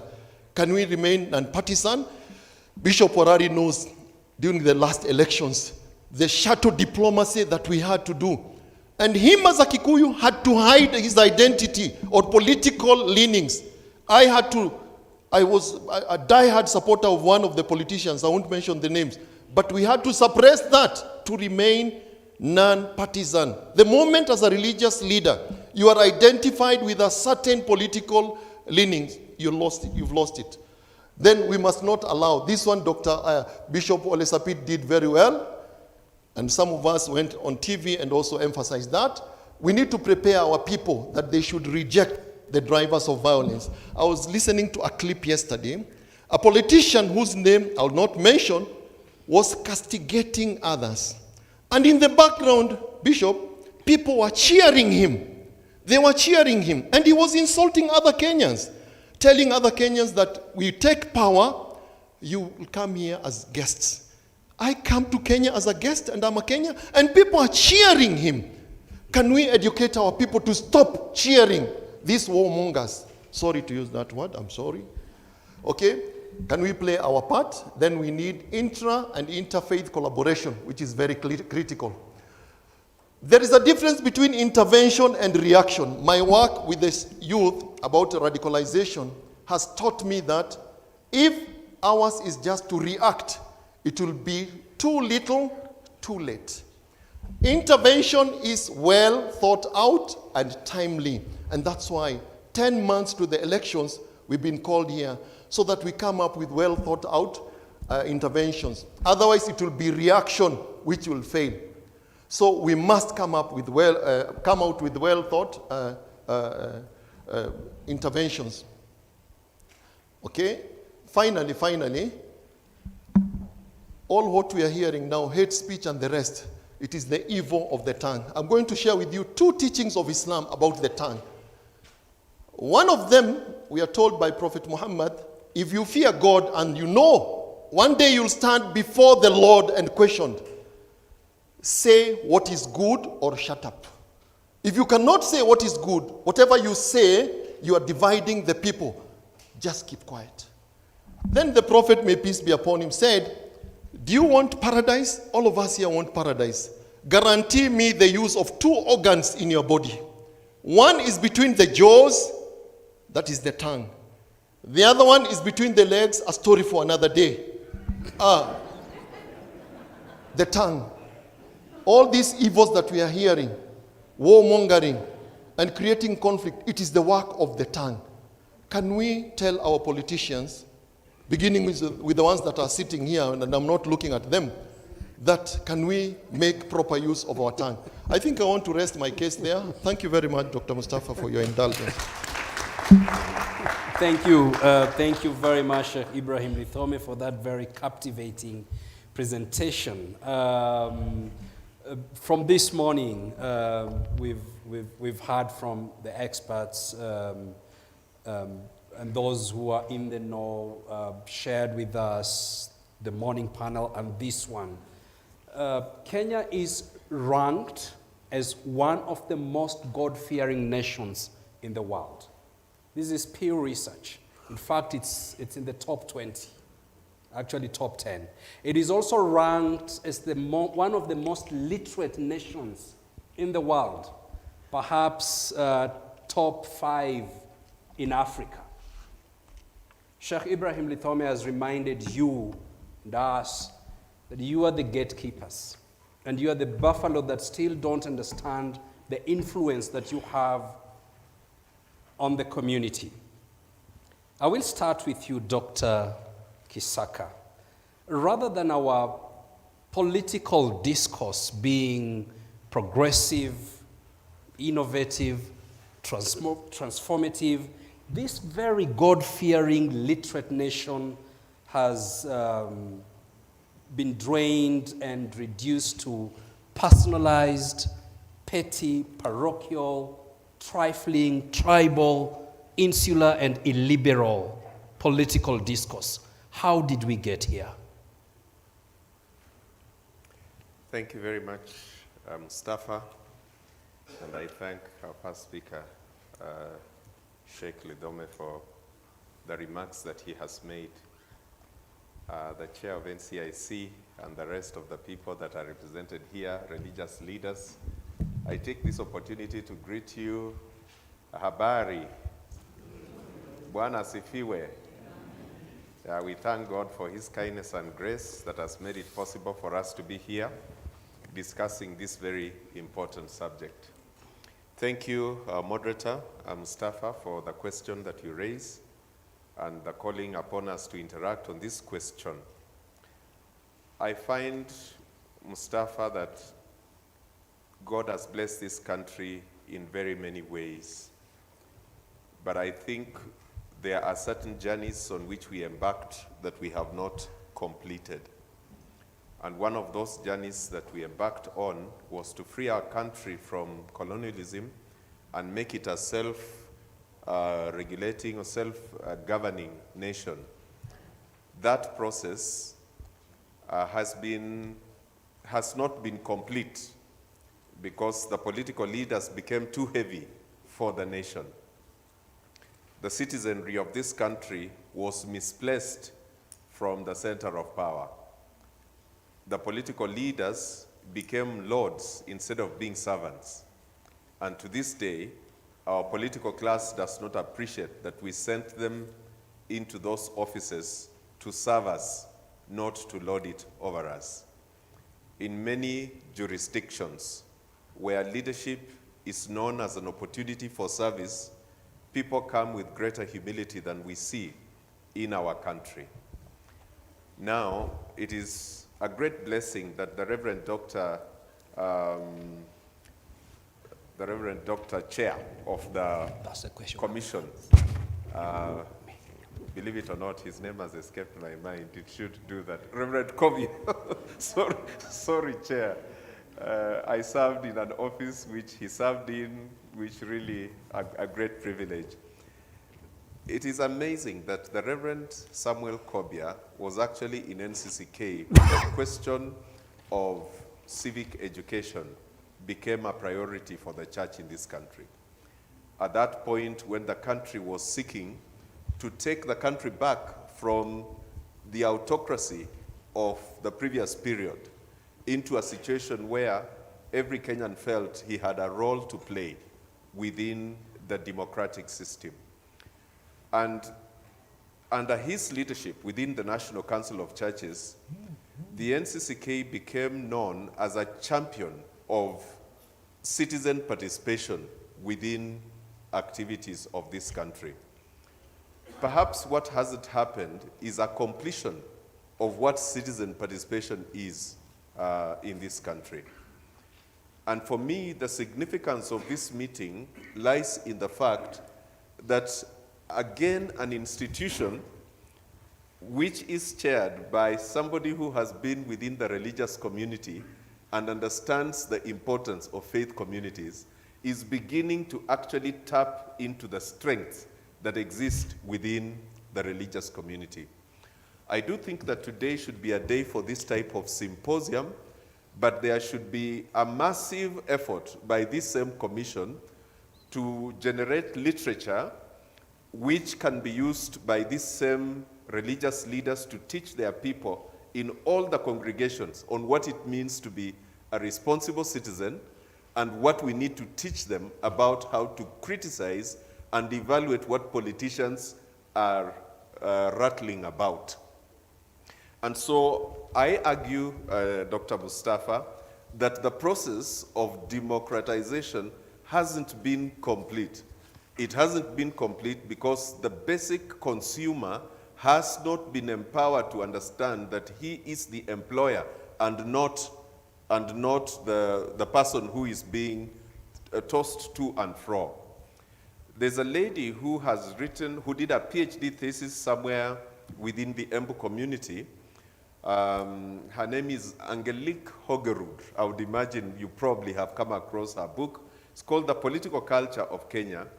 She was amazed in her study that the political, at the unfair way in which the political class treat Kenyans, and Kenyans religiously still attend. The picture she gives, for example, a politician announces, I am coming to Embu town. Citizens who are supposed to be busy, employed in their farms, in their work, in their income-generating activities, will abandon their stations and come to Embu town at 8 to wait for this man. This man will be seated in some hotel somewhere, making calls to the ground, finding out, is the congregation sufficient or not? He will later come. When you come to the place where there is a meeting, the citizens are standing in the sun, being burnt by the sun.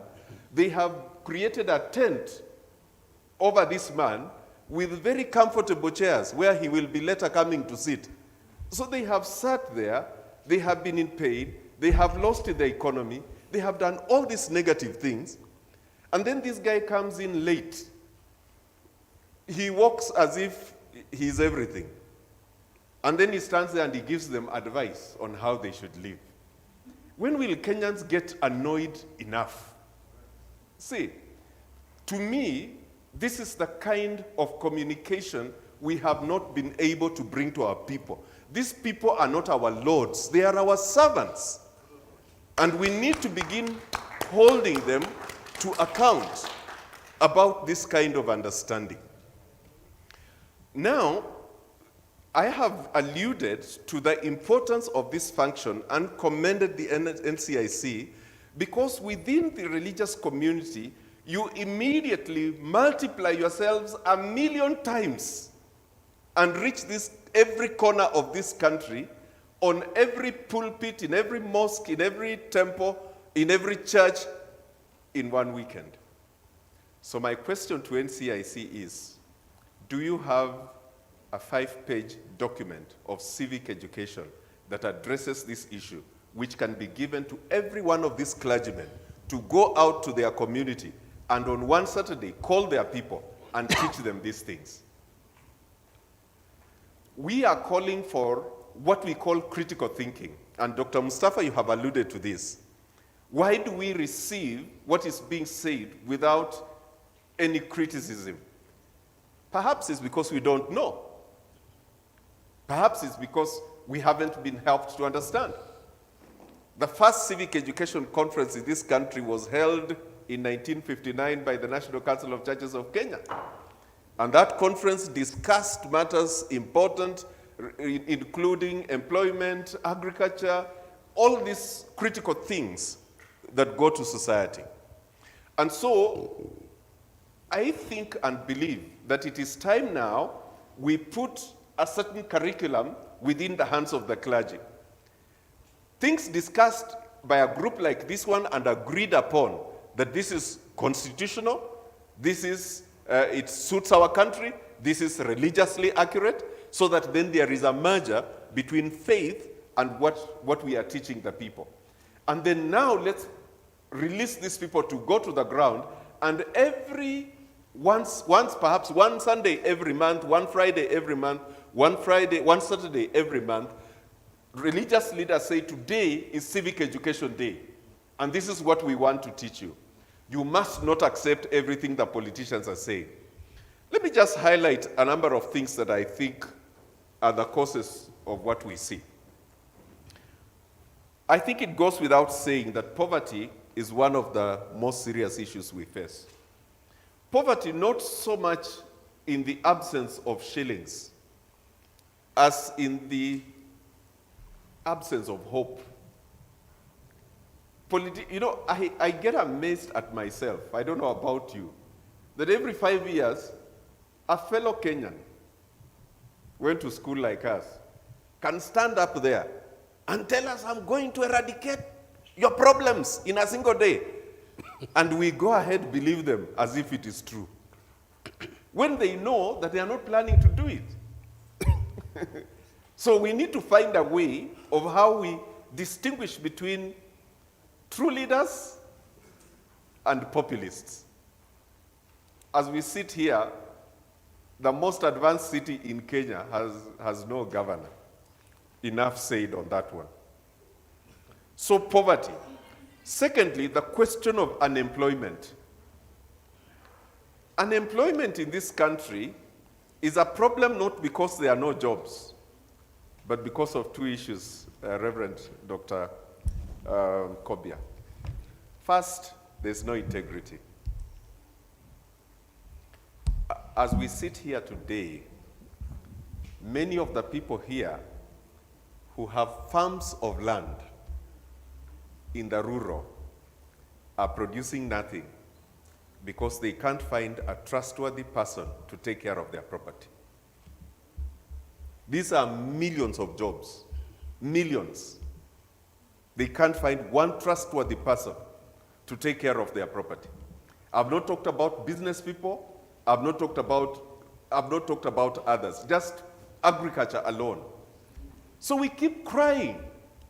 It's a sad story that Africans are dying on the Mediterranean, struggling to get into Europe, looking for opportunity. When Chinese are migrating into Africa in huge planes because they see too much opportunity in Africa. What is wrong with our sight? So the question of unemployment, it's something that needs to be addressed. And so the other side of this is the question of just a blessing on agriculture. I think if there's one thing, and I give credit where it's due, that we must commend the Honorable Mwai Kibaki for, is that he restored agriculture in Kenya. And in his days, the country blossomed. Okay, let me go in a hurry to finish. Then there's a question of lawlessness. The fact that in this country, some people get away with lawlessness, it's a bad picture. It makes it impossible for people to wait for the law because they don't know whether the law will work or not. Third, the question of lack of knowledge. This one I have spoken to. Fourth, the question of lack of faith. Because the faith that we are talking about here should be able to rule us sufficiently for us to do the right thing. If it doesn't exist. Then there's the question of negative ethnicity. And there's the question of lack of respect for institutions. And so Mustafa, the rain started beating us when the people who are waiting in the background hoped for their salvation to come and it never arrived. And to this day, they wonder who is actually going to solve our problem. To the point that they are so vulnerable, if somebody rises up and says, I have the answer, they accept it without criticism.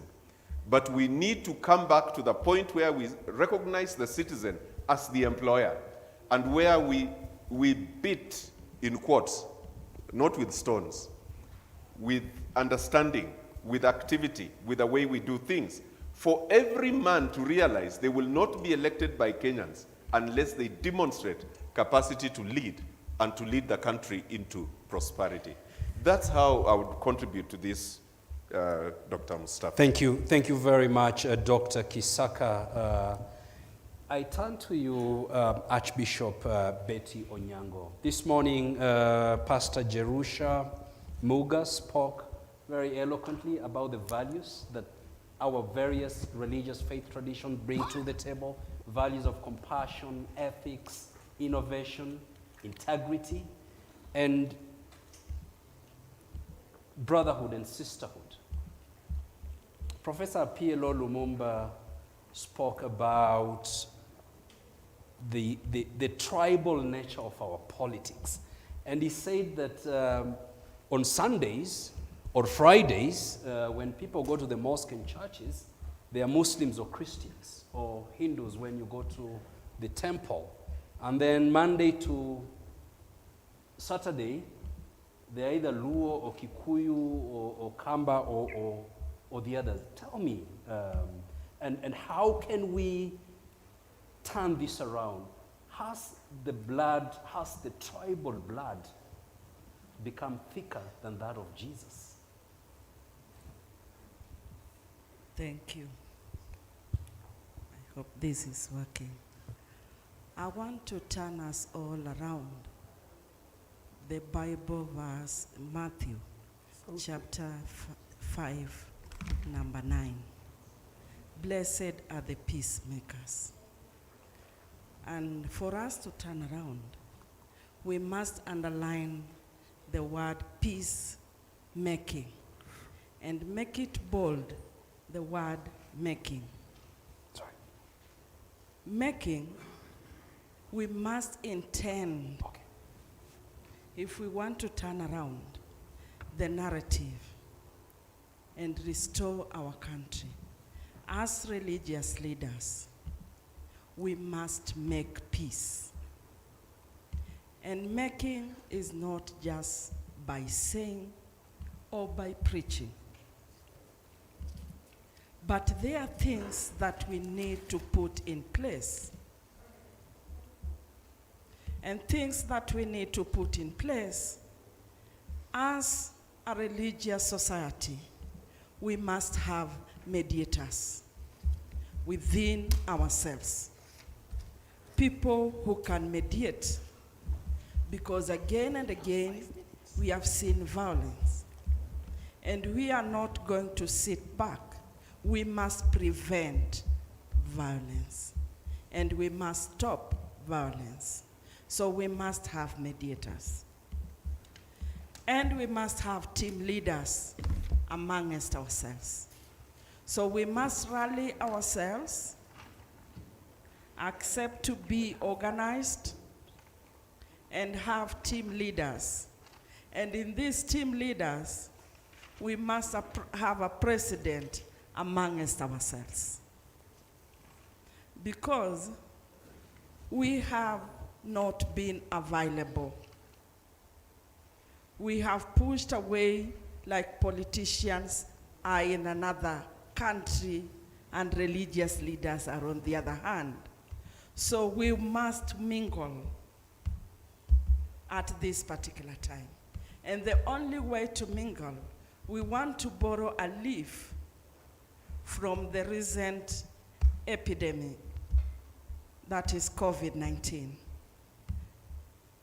When religious leaders sat and came up with their own rules to govern themselves in matters COVID-19, and they had their leader who could consult and give direction and give advice to the leadership, the same leave will continue to remind us that even on Monday up to Thursday, we are religious leaders.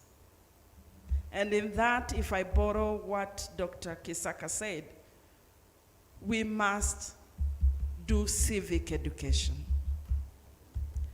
And in civic education, we'll be reminding our leaders always that even on Monday, I am a religious leader. Even on Tuesday, I am a religious leader. At night, I am a religious leader. Even in the morning, I am a religious leader. And I am a Christian. I belong to a certain faith. And to keep on, just a few minutes, I'm finishing. I know I have 3 minutes. There is, in making peace, it is us to purpose to do awareness creation amongst our own people. Nobody will do it for us. Even for people who are throwing stones, who are butchering one another, I believe if you go deeper, even at the burial ceremony, there is a religious leader who is presiding over that burial. So they belong to a certain faith and a certain congregation. So we must do awareness creation. We must be available. We must have our own shadow. I don't want to call it shadow, but I want to call it a team leader, and give direction to this country and take over the country from the hands of people we perceive are perpetrators of violence. We must take over. We don't have to sit, watch, and then wait. When things have gone out of hand is when we come and assemble. And finally, as I finish, let us not wait for donor funding to do this. Otherwise, we will continue subscribing to donor funding, because every donor funding has its own objective. If we mobilize our resources, then we will direct our resources the way we want, and we will have our agenda. So it is time as religious leaders to have our team leaders set our agenda for this country and mobilize resources. Thank you. Thank you. Thank you. Thank you very much, Archbishop. I turn to you, Alhaj Adan Wachu. What should be done to better ensure political dialogue is progressive and peaceful? Thank you, Daktari. And thank you, everybody here. In the first place, I would like to thank NCIC for calling these gatherings of top religious leaders. In fact, they used to do in those olden days, we used to have frequent meetings with NCIC. Finally, this one fizzled out later on in years, just as Andrew's liver salt, if I may say. Just fizzled out. Now, Reverend Kobia, of course, as had been said, is one of us, and is still one of us. The religious leaders who are here, lazima tuambiane ukweli. Sheikh Lidhome talked at length. Tuambiane ukweli, na hakutakuwa na wakati ingine tutaambiana isipokuwa wakati kama huu ambapo tumeweza kuletwa pamoja. That is when we vent. That is the most opportune moment we talk. Religious leaders are here by courtesy of NIC and through IRCK. Interreligious Council of Kenya is a conglomeration of all the faiths we have in this country. It's a very formidable force. I was the chair for almost 14 years, the longest serving chair. I want to say one thing. In governments like in Ethiopia, where we have also IRCs, Interreligious Council, Uganda, Tanzania, Mozambique, those countries like Ethiopia and Uganda were funding from Exchequer the Interreligious Council.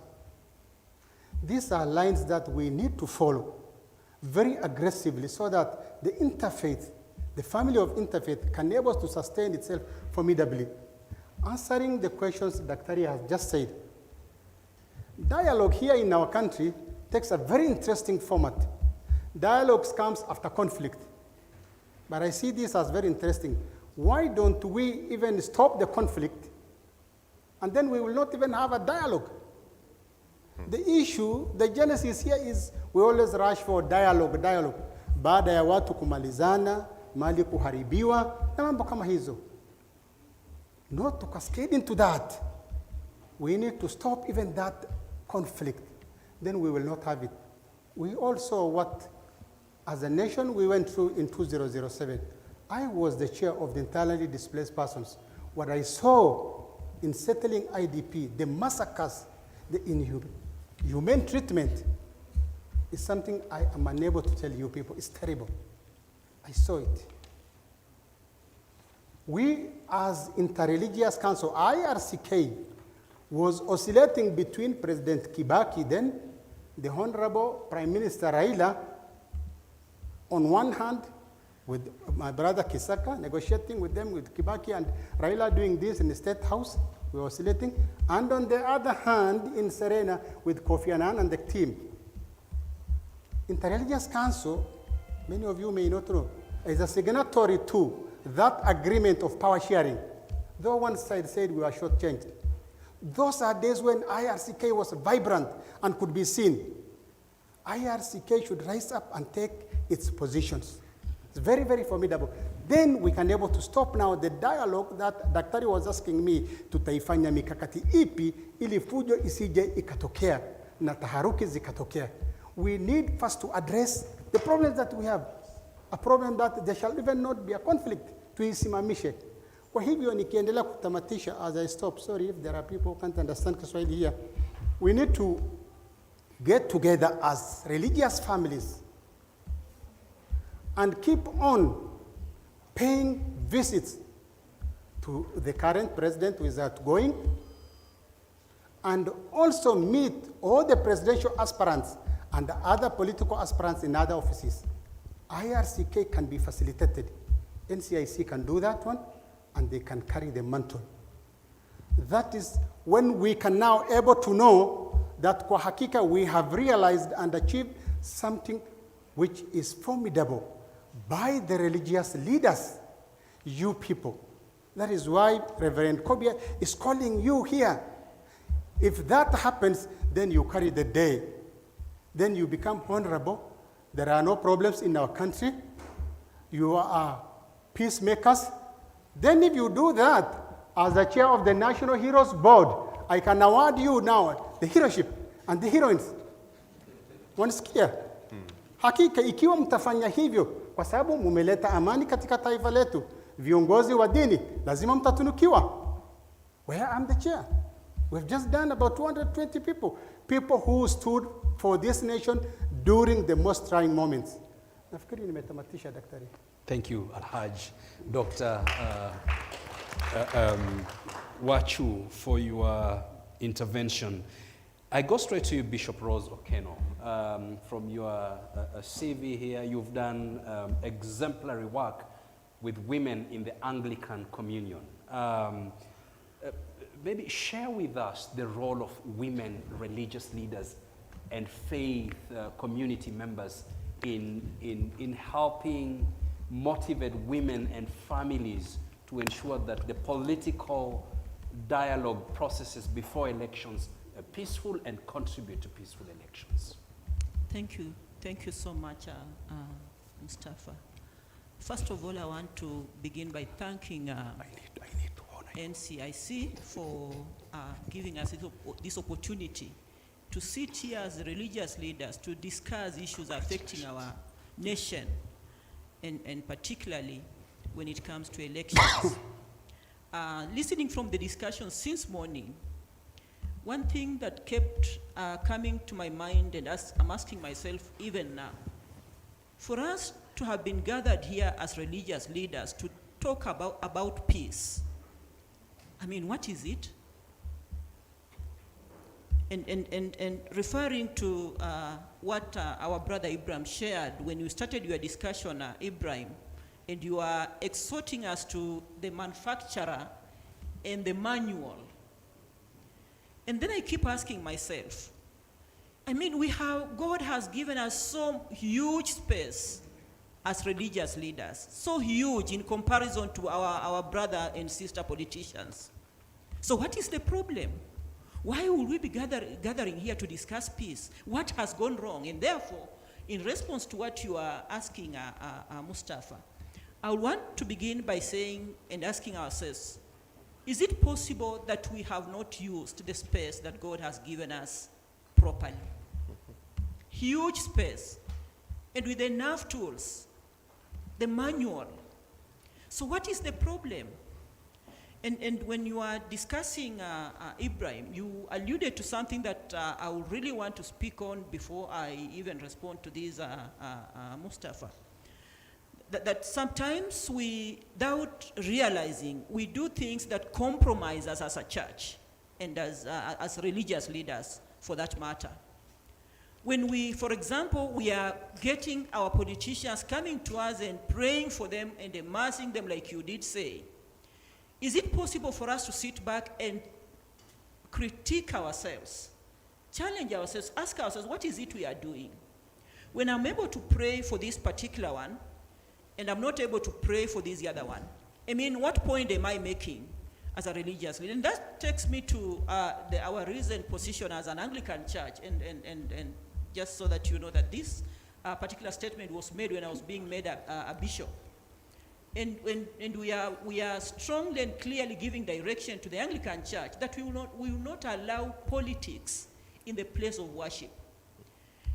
So even as I say that, I keep asking myself, where have we gone wrong as a church? Why, as religious leaders, where have we gone wrong? Is it possible to sit back and ask ourselves, are we doing the right thing? In our interaction with politicians, when we come to our churches, in our mosques, in our worship places, when they come with envelopes, and they are giving us envelopes at the church, sometimes at funeral gatherings, and they are publicly giving us, for me, I mean, is it any different from, bribe? Are we being bribed in open? And so once that happens, I mean, how do you then, critique or challenge some of the vices that we are talking about here? And therefore, coming from a female background and my experience with working with women, I know for sure that when a country, a nation drifts into war, the people who suffer most are actually women and children. And therefore, as a bishop and a woman for that matter, I really want to advocate for peace, and beginning with the civic education. We have all the space, as I said before, and as a bishop taking care of over 150 churches with all these women around me, I have a role to play. I have a role to play in terms of educating them, sensitizing them. I agree with you, Dr. Oliver, that civic education is key to most of the things we are discussing here. So I want to take my role as a religious leader, as a bishop, as a woman, to educate these women on their rights when it comes to voting, mobilize them. Like now we are undertaking voter registration.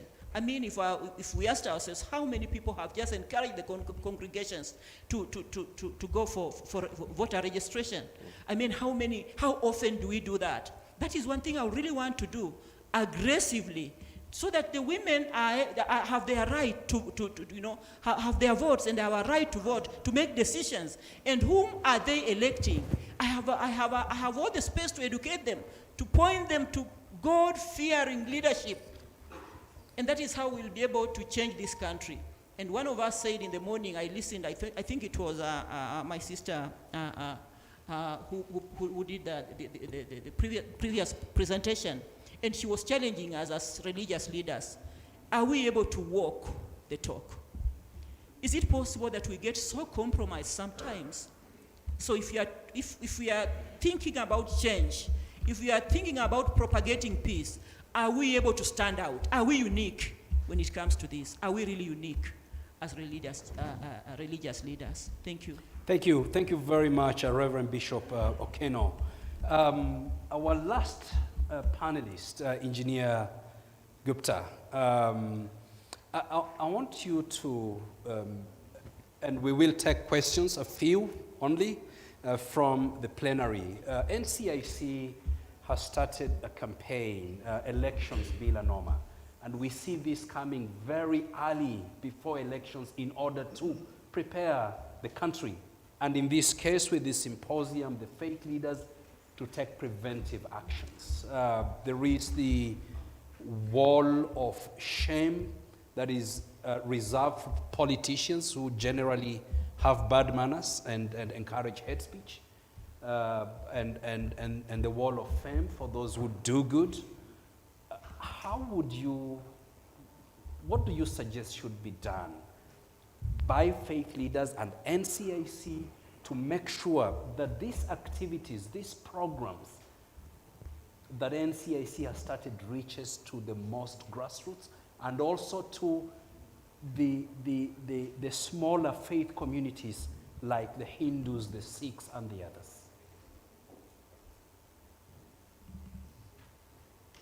Thank you very much, Dr. Mustafa. Very, very good and very interesting question. First of all, I wish to appreciate the chairman of NCIC. Yeah. So I wish to appreciate the chairman of NCIC, Dr. Gobia, the chairman, Father Muchie from IRCK, and all my religious leaders, brothers and sisters. Namaste. Namaste. As you all know, the meaning of Namaste is I am giving as much as what I think for myself to you. So I am extending my greetings, my good wishes, my well-being, as I expect from myself, I do expect for you. That is how in my religion, in my thought, we always extend, and you might have noticed that every time we fold our hand and extend the greetings in this order. And this makes a lot of sense also. You might have seen in COVID, it created a great resemblance because of touching is becoming very complicated. Thanks to that, people are getting back to the roots. Those are important and those are meaningful also. Further to it, I wish to really take little more time to talk on the Sheikh Ibrahim's message when he talked about that we as religious leaders are like bulls. We do not know our strength. And he also mentioned a very nice point which I wish to re-emphasize, where he mentioned about the message of jaw and tongue. There is a beautiful part which he missed, and I wish to re-emphasize. What is most beautiful is our teeth, isn't it? That is actually creating a kind of importance and beauty of our face. In that particular scenario, we as a religious leader can play a role of teeth, unity, strength, and ensuring that we are not letting this tongue to flow in any direction. Hope the message is clear. Yes. We have to play a role which is safeguarding, yes, because we are custodian of our rule book, which is primarily to ensure that we are getting into the right direction, but at the same time, we have to control also by letting the boundaries being set. And that is what we normally see in our further scenarios. One very great leader said that peace is not a path. Peace is to be in the life. So we have to see the importance of peace, which I'm sure that most of you know, that has been said by Mahatma Gandhi, none other than, who is a peace ambassador of the world, who brought a different perception, different understanding what peace can do. So then in that case, we can understand and we can create that importance in front of everyone, that how important that peace is. How we wish to live ourselves as an example, and then let people follow us. But sorry to say that there are many leaders within ourselves take some vested interest, which we need to first correct and control.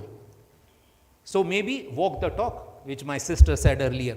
We have to play our role as we wish it has to be for our nation, for our people. We want a beautiful life for our young one.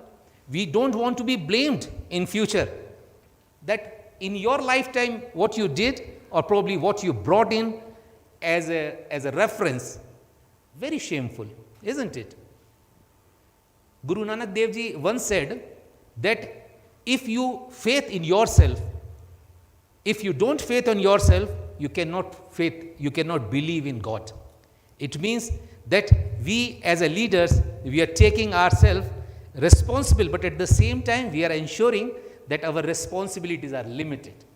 So that is where we need to play our role, to not only remarkably get into the direction of where we play our role to ensure, as NCIC has already taken up, that let's cultivate in our day-to-day talks. Let's cultivate this as a message which has to go penetrate in the individual's life.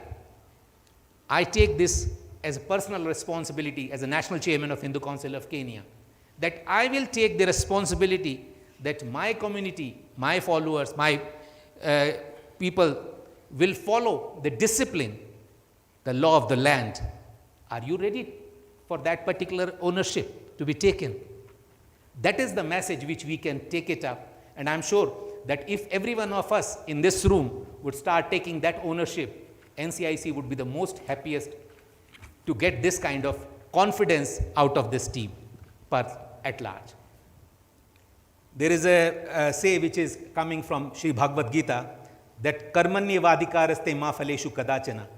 There is a message which came while my introduction was made, that I am also in the business, I am also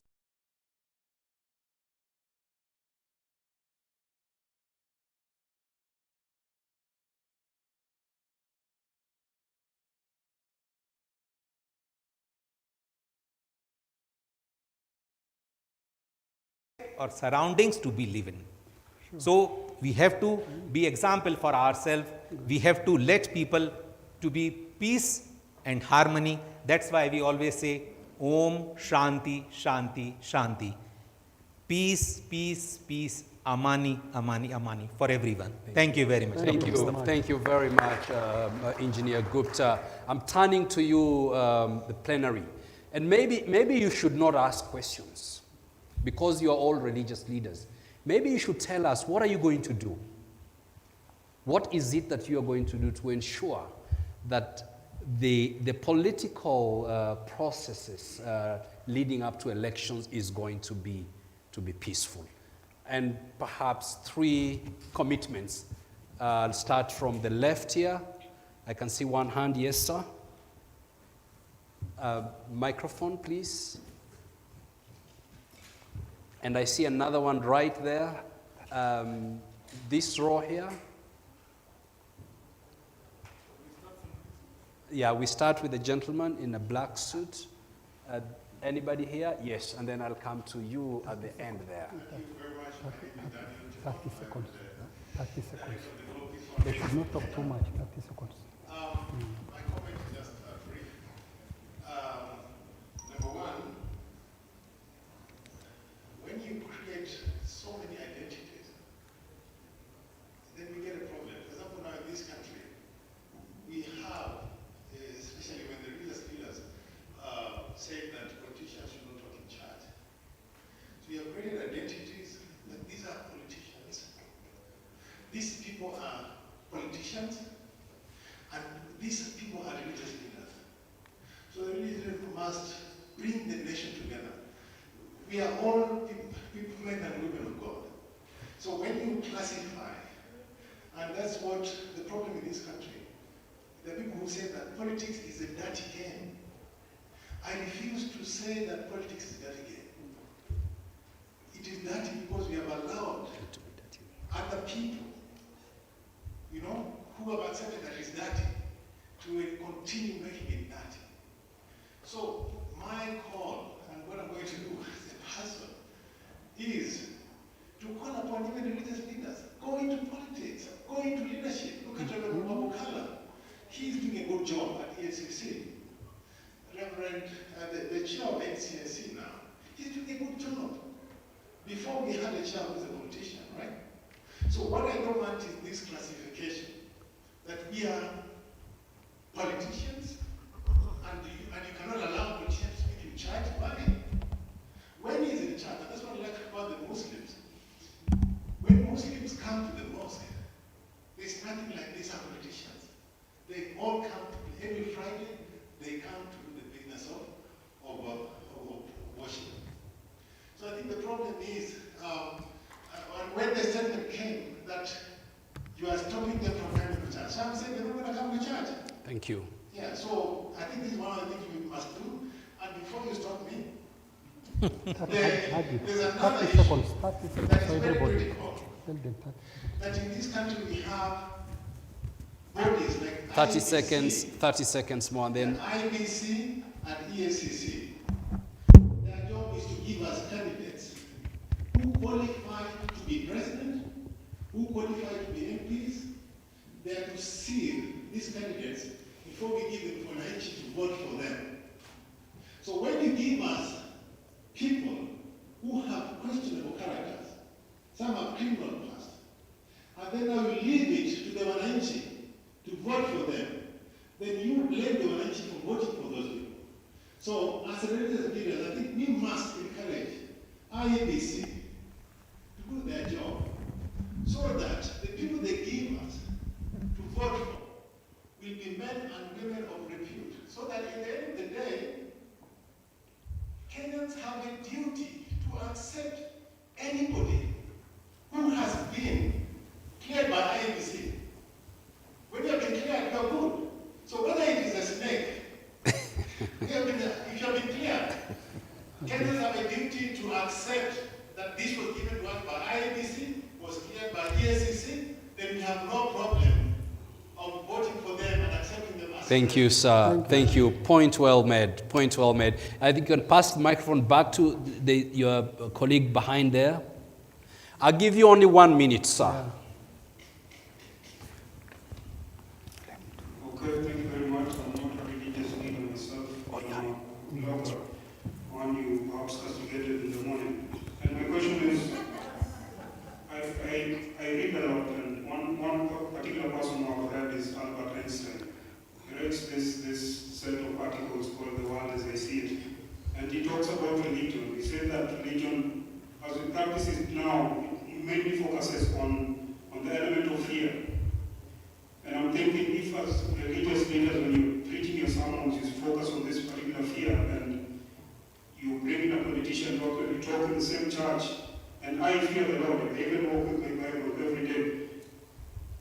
When you preach fear and invite a politician to talk in the church, are you also not likely to make the public fear this particular politician? And my question actually goes to the entire members of the clergy. Is it time for actually the religion in Kenya to actually evolve, to be more, perhaps, more progressive? Thank you. Thank you. Thank you very much. Very important question. Last, I have many hands up. Please go ahead. Go ahead. I can see hands are coming up. I'll take one more. Sheikh? Yes. I'm Reverend John Gatu from PCA Church. I want to say that from the pulpit every Sunday or every worship day, there's a lot of peace information going on. And of course, we know that what goes into public is not what we say that is good. Even if somebody else comes and says something negative to go. I think one of the things we need to proactively decide is how we pass this information, especially how we can maybe in the next symposium call the media and try to have the positive reporting. Quickly, I also say that we as church leaders, we are leaders, but many times we act as followers. We talk about what others are doing in society, instead of us thinking about what do we do to shape this society. I think it's important that as church leaders, we now become very proactive in deciding what kind of a society we need, including how peaceful Kenya must be tomorrow. Thank you. We must be very proactive in that and also courageous. Thank you. Thank you. There are so many hands that I can see now are coming up. I'm going to request Chairman NCIC Sam Kobia to organize for another symposium of faith leaders. And we are going to walk with you, Chairman Sam, to the next elections. And these religious leaders that are here, I think are going to walk with you as a man of faith to ensure that the elections are going to be peaceful. Sheikh, and then okay, Sheikh, and then I'll take a few, if you don't mind, 30 seconds each. That's the condition. I'll allow all of you to talk. Assalamu alaikum. Okay.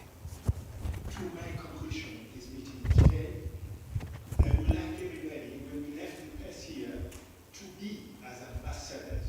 We send this Thank you. rather than to be here, and then when we left the gate over there, everything is on the air. So, as we have read the Quran and say, ثُمَّ لَتُسْأَلُنَّ يَوْمَئِذٍ عَنِ النَّعِيمِ, we are going to be accountable for what the blessing of Allah has given us. This is a blessing. Actually, to attend this meeting is a blessing. I was in those conflict areas, like Garissa, Bura. I have seen these things happen there because of the selfishness of some leaders. But now we have got some training here, so we really turn back to our respective area. We should, I beg that, we should practice what we have said. Inshallah. Thank you very much. Gentleman behind you there, and then I'll go to the man with the turban, then behind there. Just 1 minute each. Thank you. I'm Bishop Nkola from Narok. Now, concerning the issue of peace, is actually on us because we are preachers, and that's what the Bible says. I want to comment on two things.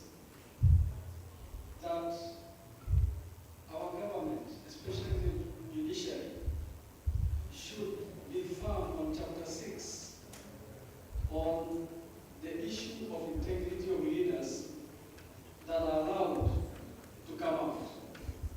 Because if they are allowed to come out and are questionable because of their integrity, they are not held accountable.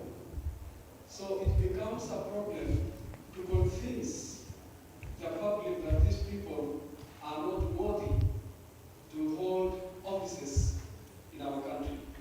Number two, as religious leaders, I think we should have a common stance so that when we speak in Maasai land, somebody from Mombasa should also speak with the same voice.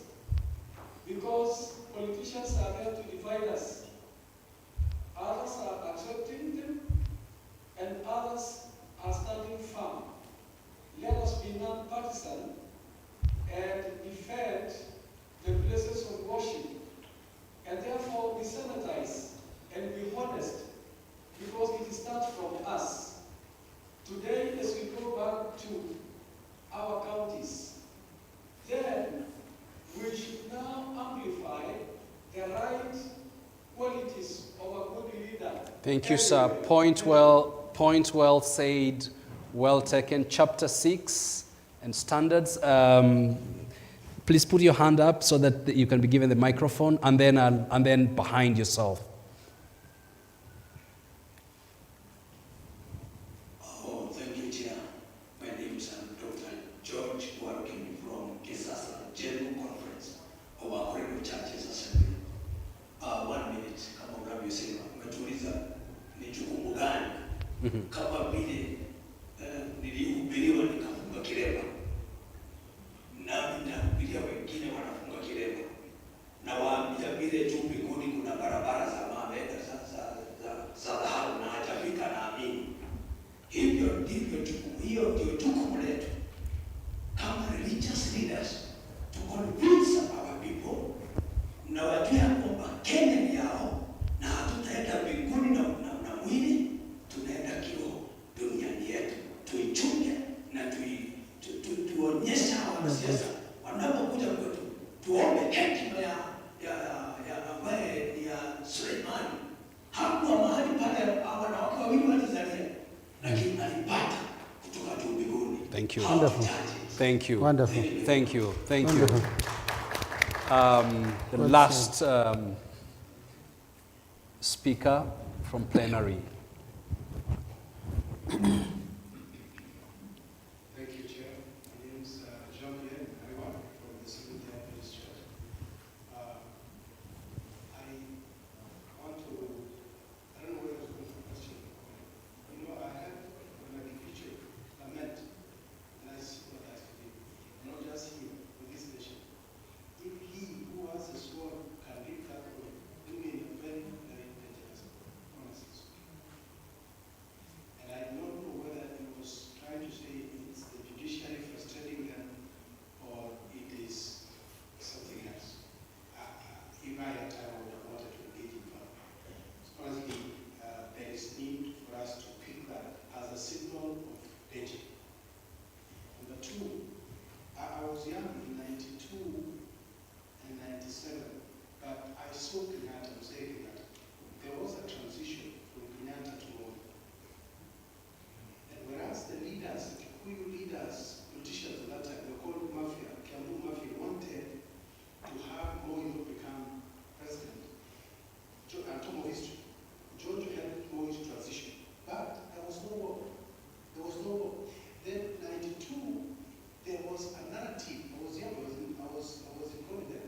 There was a narrative about land that going the Rift was. 97 the same.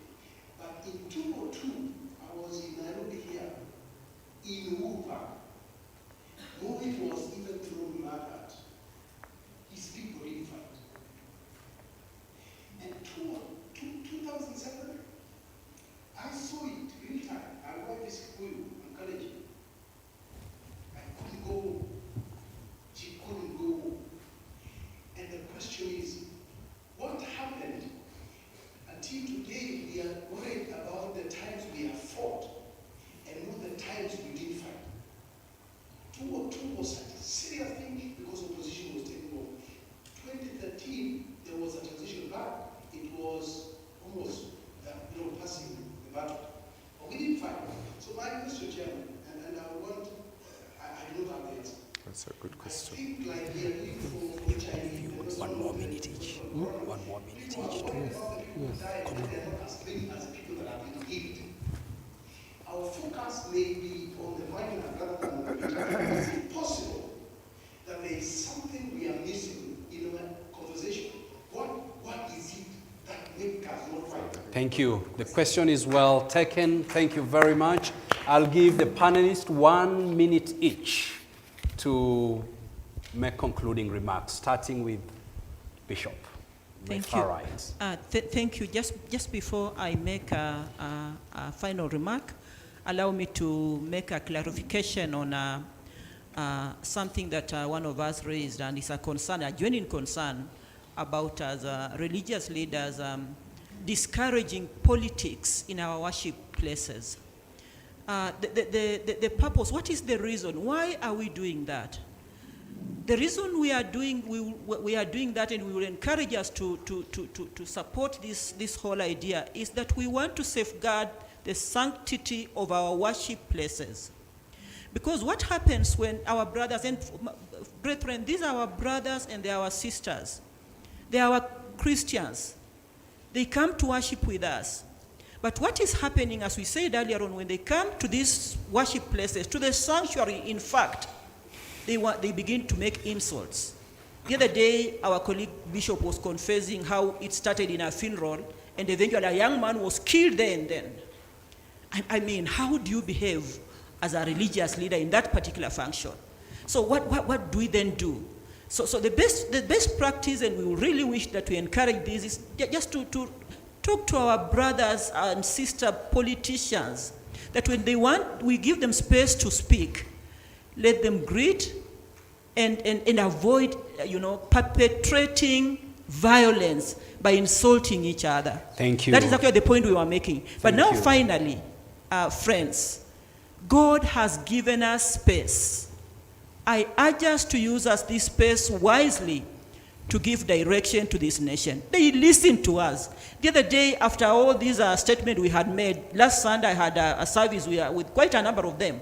And when we gave them a space to speak, everybody said, we respect your position as a church and we are not politicking. They only greeted and sat. They listened to us. Let us just use this space wisely to give direction to this nation. Thank you. Thank you, Archbishop Betty Onyango.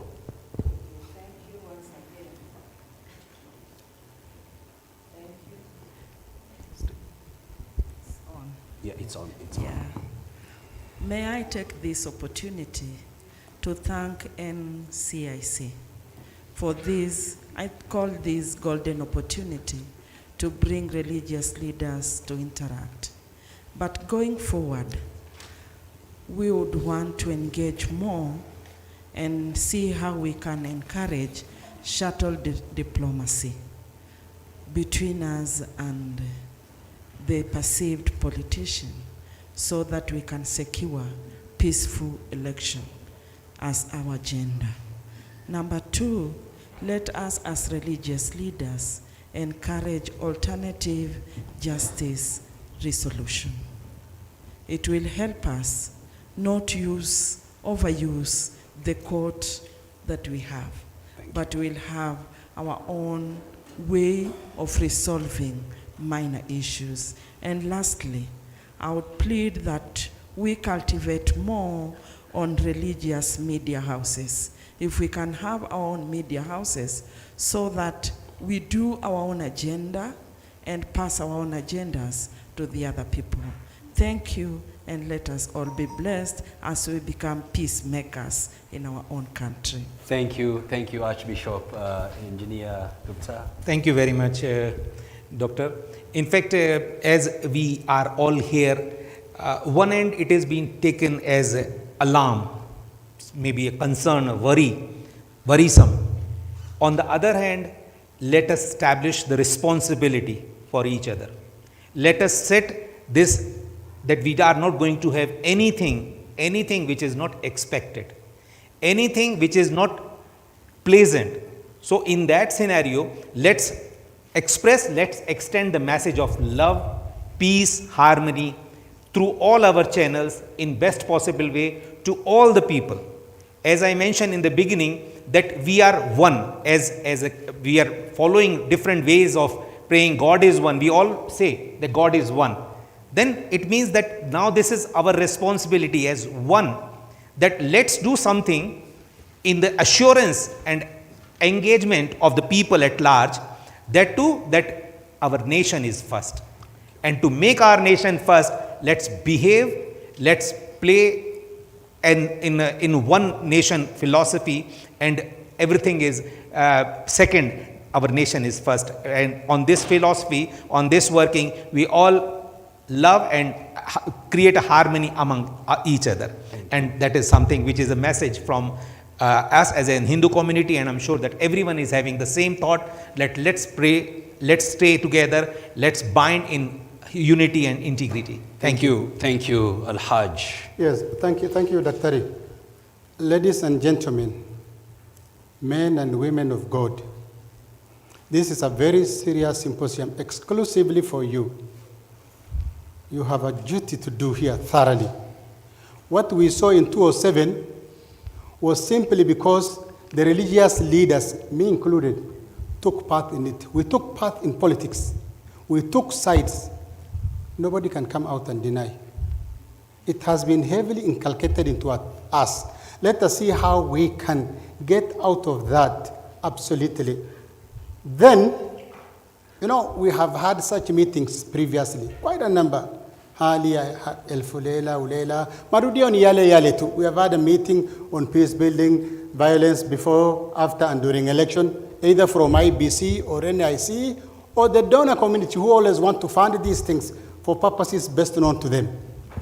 If we say no to all these things and we cooperate fully with a body like NCIC, then we have realized our missions. We don't need dialogue if there is no conflict.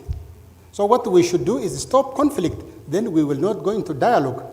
Finally, NCIC here should work very closely with Interreligious Council of Kenya in the entire globe, precisely our continent. Countries work with their faith groups, work closely. Even in Ethiopia right now, with what is happening, he knows better. They are invoking all the religious sectors. Work very closely. These people are from the grassroots, and they have immense knowledge on whatever any politician is doing. And for IRCK, try to meet the senators and members of parliament with a view to inculcating into their mind the dangers they are going to expose themselves and the Kenyans too. At the same time, solicit for funds. Let Parliament fund IRCK. In that line, try to visit His Excellency the President and also talk to him and argue for a funding for Interreligious Council of Kenya. Then you don't need to bother NCIC like now. You can run on your own. Finally, visit judiciary. Everybody talked today about judiciary, the disconnect, the lacunae we have with them and other systems. Try to see what is happening. See that we do fair administration. Thank you. Thank you. Thank you, Alhaj. Dr. Kisaka, finally. Yeah, thank you very much. A document that religious leaders can use to educate the people. Number two, we have economists in this country, we have entrepreneurs, we have investors. Create business for youth. Youth are idle. They are unemployed. Let me not say idle, they are unemployed. Create ways in which our youth can be engaged so that when people beckon, they don't have anywhere else to go. They rush to those places. The third thing, and I want to pass an appreciation. As scholars, I think the last comment that was made is a very significant comment. Whenever there have been transitions from one presidency to another, generally it has been characterized by peace. Why are we fearing this time? That question may help us a lot. Sure. Thank you very much, Dr. Kisaka. NCIC, thank you, led by Chairman Reverend Dr. Sam Kobia. The last point that Dr. Kisaka, or rather the intervention of a 5-page document, it could be 3 pages, it could be 5 pages. I think this is important so that the faith leaders can go back and speak with one voice. And knowing the evolution and the creativity that is there now at the NCIC under your leadership, Sam Kobia, with a very able Deputy Wambui Nyutu and commissioners, I believe that you will help come up with this in consultation with the faith leaders so that they can start the work and run. And to you, faith leaders, religious leaders, this is a defining moment for Kenya with regard to cohesion, integration, and peace. For the first time, NCIC is led by your own fellow faith leader, a religious leader that has served as Secretary General of the NCCK, as Secretary General of the World Council of Churches. If he fails in these elections, it is going to be the religion's faith community has failed Kenya. Are you going to accept that? You're not going to accept that. Do you then commit to take this 3-page, 5-page document that is going to be prepared by NCIC to the remotest church, mosque, temple in this country to ensure peaceful and progressive political dialogue towards the elections that is going to be free, fair, and peaceful? Let me, by raise of hands, we need to commit, and we are committing before God, to ourselves and to God. So there is a responsibility from the NCIC and to yourselves that we are going to ensure that from today, the kind of dialogue we are going to have and we are going to work towards this is going to be peaceful, progressive, and that we are going to have peaceful and violent-free elections. Thank you, and back to you, Danvers. Thank you. A big hand clap to Mustafa, Dr. Mustafa, and the entire panelists. Give him another clap, please. They were good. I want to transition to the next, to the last part, but before we do that, let me just make two comments on what has been said here. I think on behalf of NCIC, I can promise that Dr. Kisaka, what you've requested, and I'm glad it came from you, the faith leaders. You know, it's not us saying we'll give you something when the Mubiri. It's the faith leader says, you give us something, you're going to preach. So we appreciate it, and I can guarantee you, within us, we have the resources that we'll consult one another. We work together to develop that document so that we are a concerted effort. Thank you for a brilliant idea, Dr. Kisaka. I think that's I'm not calling it a silver bullet, but that's a very effective way of ensuring there is peace. One thing then, I will welcome my colleague on the next session. Doctor, before I do that, before I welcome my colleague, I think Sheikh Lithome, thank you for the analogy you've given on the buffalo. There's a reason why NCIC chose the first symposium to be religious leaders. And I think it's dawning to you how important you are to this country. We could have chosen the politicians, we could have chosen so many other people, but NCIC chose, and it's dawning to you now why we did it. I think you understand how important you are to this country. And I pray that you rise up. I think Al-Haji has given a good history of the effectiveness of the ARC in the past. Last but not least is a challenge to you, the faith leaders. I look around here among the faith leaders, and I am struggling to find a young faith leader here represented. Everybody is not as, if you look at even us as NCIC, I think we are fairly young people here. The vice chair is young. I'm in the category of the youth.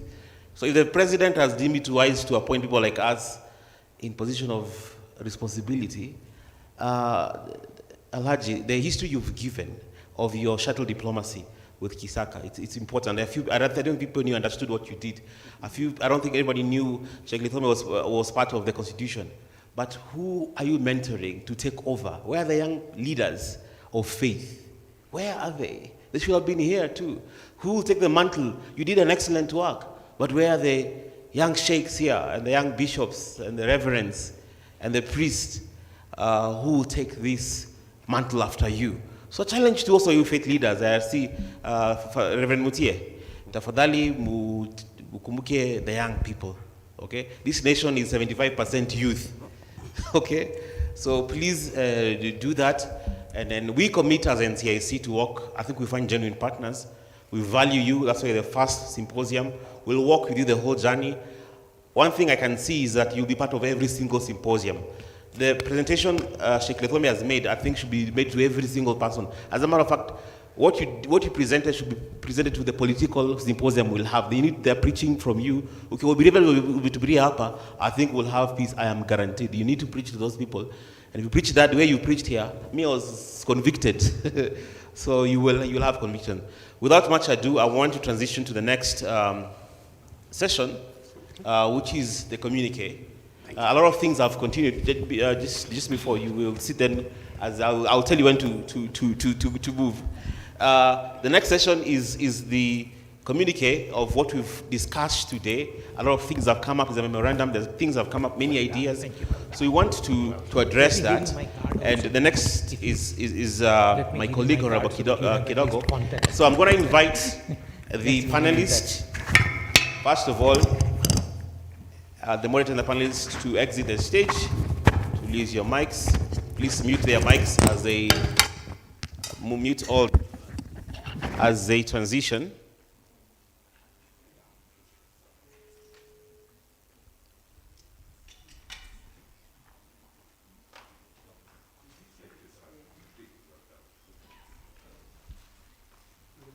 Yes, yes, yes. Thank you. Thank you. Ladies and gentlemen, please help me welcome the Honorable Dorcas Kidogo to take us to the next session. Mheshimiwa karibu. Give her a hand up, please.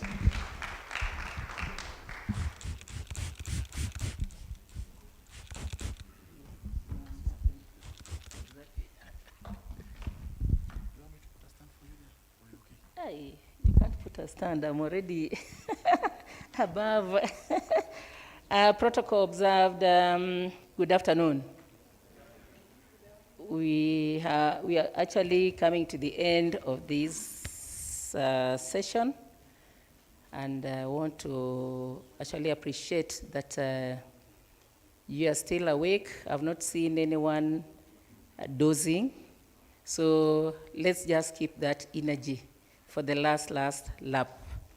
Before I invite the chair, who is going to release the communique, I want to just say one or two things.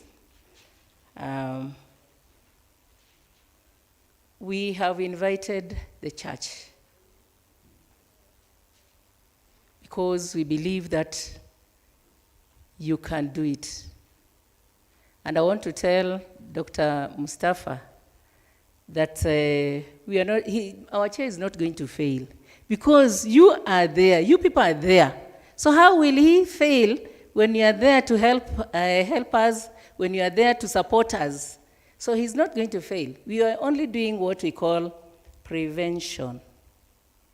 You know, always you must do that. Prevention is better than cure. So we are just doing prevention. In case there is something or something wants to come up, we'll be ready for that. So it is our prayer that all shall be well, and with faith, we believe we'll make it. I can see we have Imani, Imani for Amani. So that faith that made us bring the religious leaders, it is the same faith we are going to walk with. And always, if you have the faith, then all shall be well.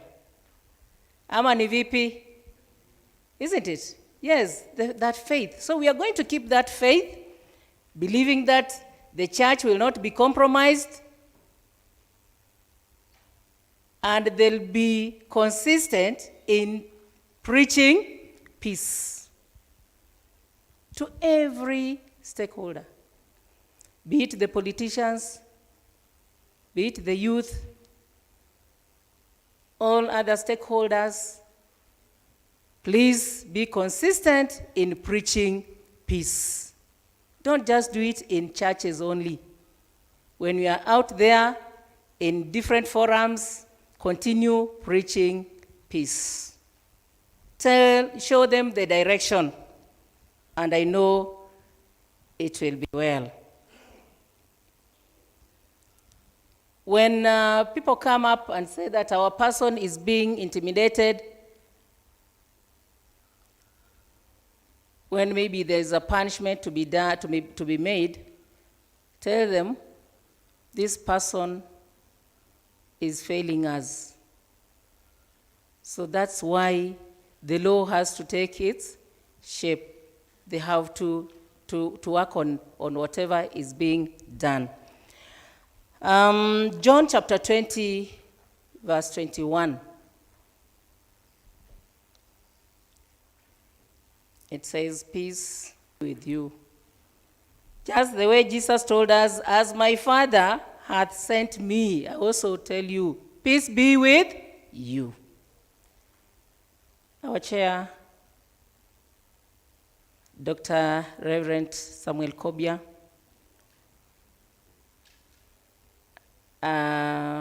just want to call upon you to come and release the communique so that we can now go knowing what we want and what we are going to do.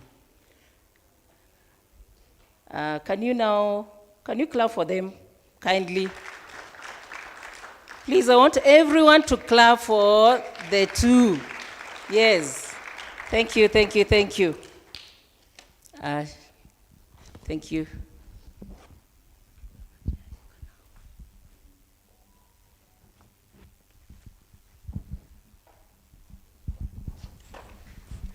Well, thank you very much, Mheshimiwa Commissioner Dorcas Kidogo, and thank you for the previous session, which was led by Commissioner Danvers Makori, and then the moderator, Dr. Mustafa, with the panelists, and the discussant, Sheikh Lethome. That really was another very animated session that we had. We are now coming to a very important session where, together with the chair of the Interreligious Council of Kenya, and us in NCIC, we are going to release this communique.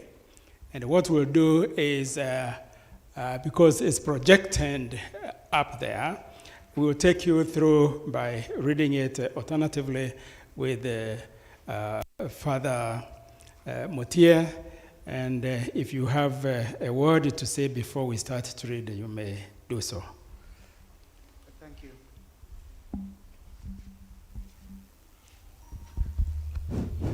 Thank you, Chair, eminent religious leaders, commissioners, and distinguished participants. Allow me to take this moment to thank you, but also say it is a cause worthwhile. I am humbled for the discussions that we've had, but even grateful to the panelists, the moderators, and even the discussants.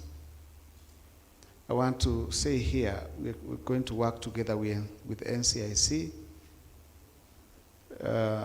not for NCIC to develop for us a document, but together with NCIC, we're going to develop a document that will be cascaded to the grassroots. Allow me also to apologize. I know sometimes when sentiments are aired and a specific faith is mentioned and another one is left, there is that feeling of exclusion. So get to understand, not everyone understands, the terminologies used when it comes to interfaith. So thank you so very much to the Christians, to the Muslims, to the Hindu community, and all the different religious coordinating bodies for making time to come and join in this.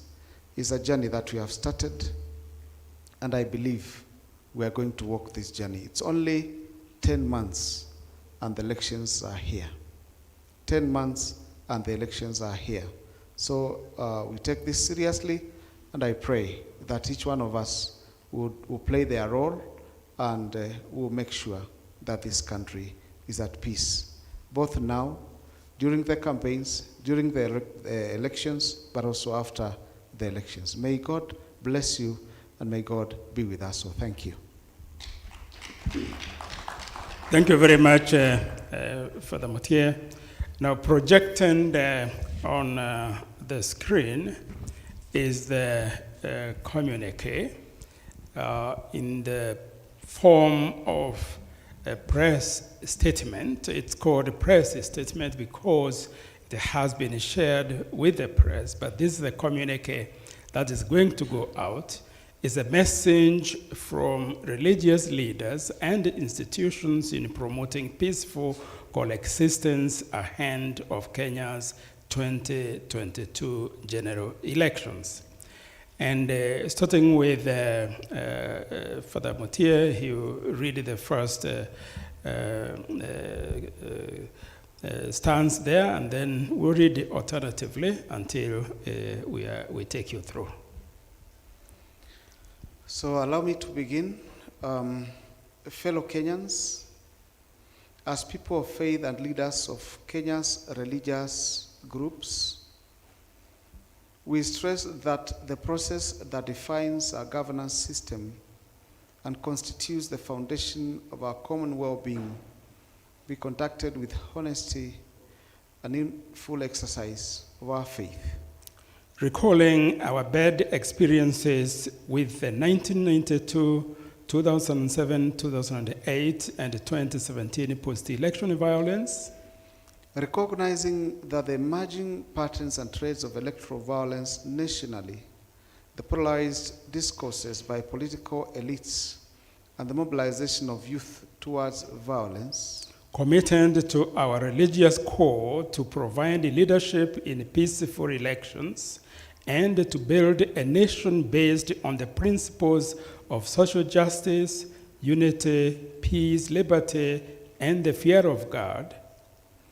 We therefore, in this press statement, call upon all Kenyans, irrespective of their state, of the stake they hold in the 2022 elections, to adhere to our national constitution as well as the word of God.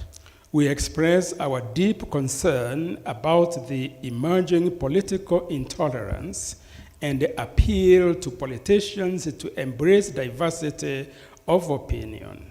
We strongly encourage all political parties to sign and respect the Electoral Code of Conduct elaborated by IEBC, the Political Decency Charter by the NCIC, and to participate in a constructive and peaceful manner in the entire electoral process, including after the elections. We urge our congregants to embrace civic duty of making informed decisions, get registered as voters, and be ready to vote. We prevail upon you to ensure that your name is in your preferred polling station and to observe law and order now, during, and after the August 2022 elections.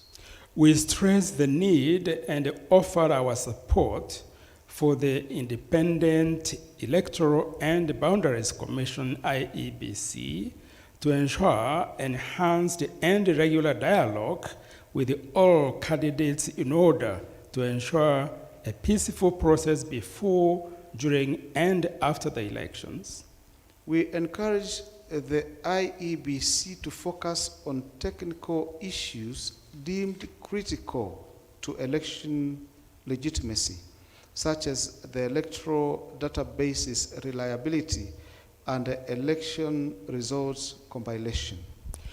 We note the youth have not turned out in large numbers for IEBC voter registration.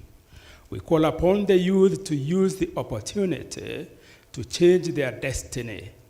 We call upon the youth to harness their full potential and leadership as effective peace builders and break the destructive narrative of young people as drivers of conflict or as victims. We urge the media to maintain a high level of professionalism, accuracy, and impartiality in their coverage of political activities during this electioneering period. We urge users of social media to desist from using the space for incitements for violence and instead promote peace. We commit to support the established institutions to do their role in ensuring peaceful elections and offer to be part of the national mediation team to facilitate dialogue and dispute resolution among other stakeholders. We commit to use our religious institutions' structure and functions to talk to politicians and the youth to embrace peace ahead of 2022 elections. May Almighty God give us the wisdom to choose the correct path and the strength to persevere in His will. Signed this day of 21st October 2021 by the two of us on your behalf. That is the communique. Thank you.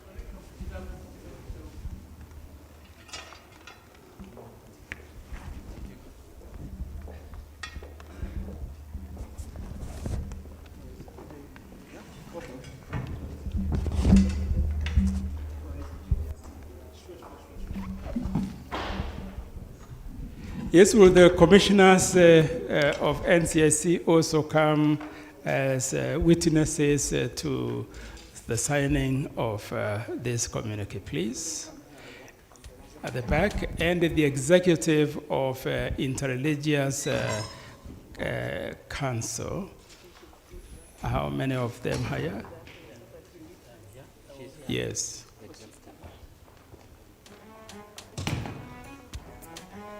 The executive of Interreligious Council as well.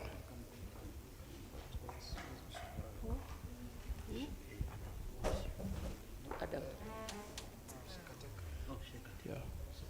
Bishop John is... Shekateka, kindly come and... Oh, okay. I was, yeah. Bishop Diongo Kiongo and the Bishop Mechoki. Kindly come forward. Bishop Diongo and the Bishop Mechoki, please.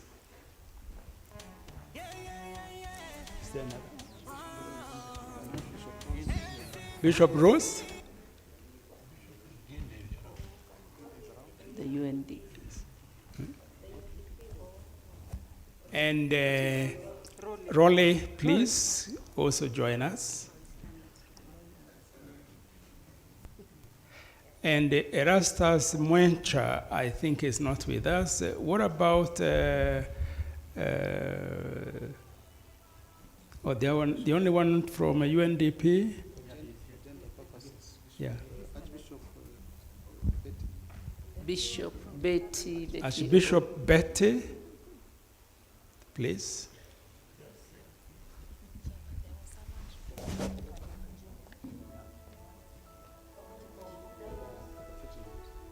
The representative of His Eminence Cardinal Jue, is that representative here from the Catholic Church?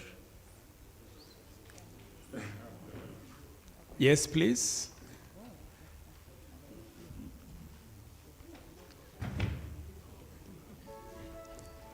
Okay. Supkem. Supkem chair is he's not here, but who will represent? Okay, thank you. I think from the Salvation Army, Major Kasioka. Major Kasioka, is he here or he has okay. Well, this is really a very strong cloud of witnesses. And so on your behalf, we want to, they are saying that you remove your masks for signing so that it will be clear who you are on the photo.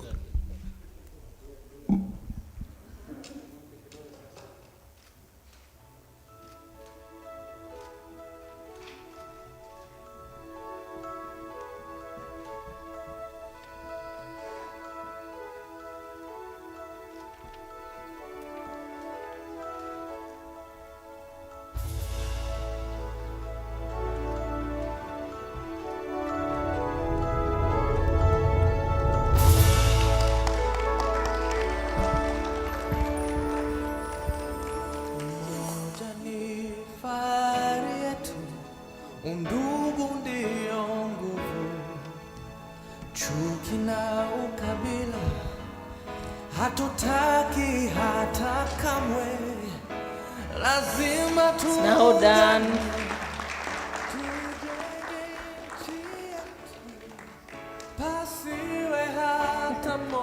Thank you, thank you. Well, thank you very much. Thank That you. was a small ceremony, but I think it's very, very important. Thank you very much. You may retire. Now, we just want to really, Engineer Okunde, if you could remain here, because you are going to be the one to move a vote of thanks. And then also Bishop John, if you could also stay there so that you will be the one who will say the closing prayer. I just wanted to say that this really has been a very fruitful journey that we have walked with the Interreligious Council, culminating to this symposium, the inaugural symposium. But I also want to say that in consultation with the executive of the council, after this communique, and given that there was such a short period of time for notice, and we didn't have as many hands of the members of the Interreligious Council, in 3 weeks' time, there will be what perhaps we could call a summit, which will have a pledge. What has been released is a communique. There will be a charter that will be signed by the hands of the member churches of the Interreligious Council, all the members, and that this is now the one that they will be pledging their commitment to the process, and also calling on their members, and then this will be used also to be sent to all the members. So there will be that, and that signing will be done. And therefore, the journey is not over. It has only just started. And as you have said, we also look forward to working with you all the way to the elections and beyond. So thank you very much, and God bless all of you. And now I hand back to Thank you, Chair. Kidogo. Thank you, Chair. I think we are almost through, and I want to invite Engineer Okundi, Commissioner Engineer Okundi, to come and give his closing remarks. All I want to urge you is let us work together. Kindly let us work together. This journey is ours. We need your full support as religious leaders. Kneel down on your knees to just pray. Everything will turn, and we shall be safe in our country.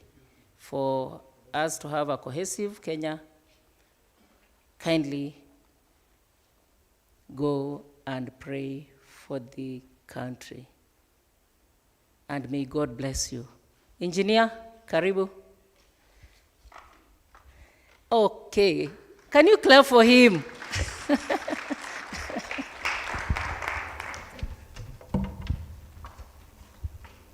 Now, our chairman in the NCIC, Reverend Dr.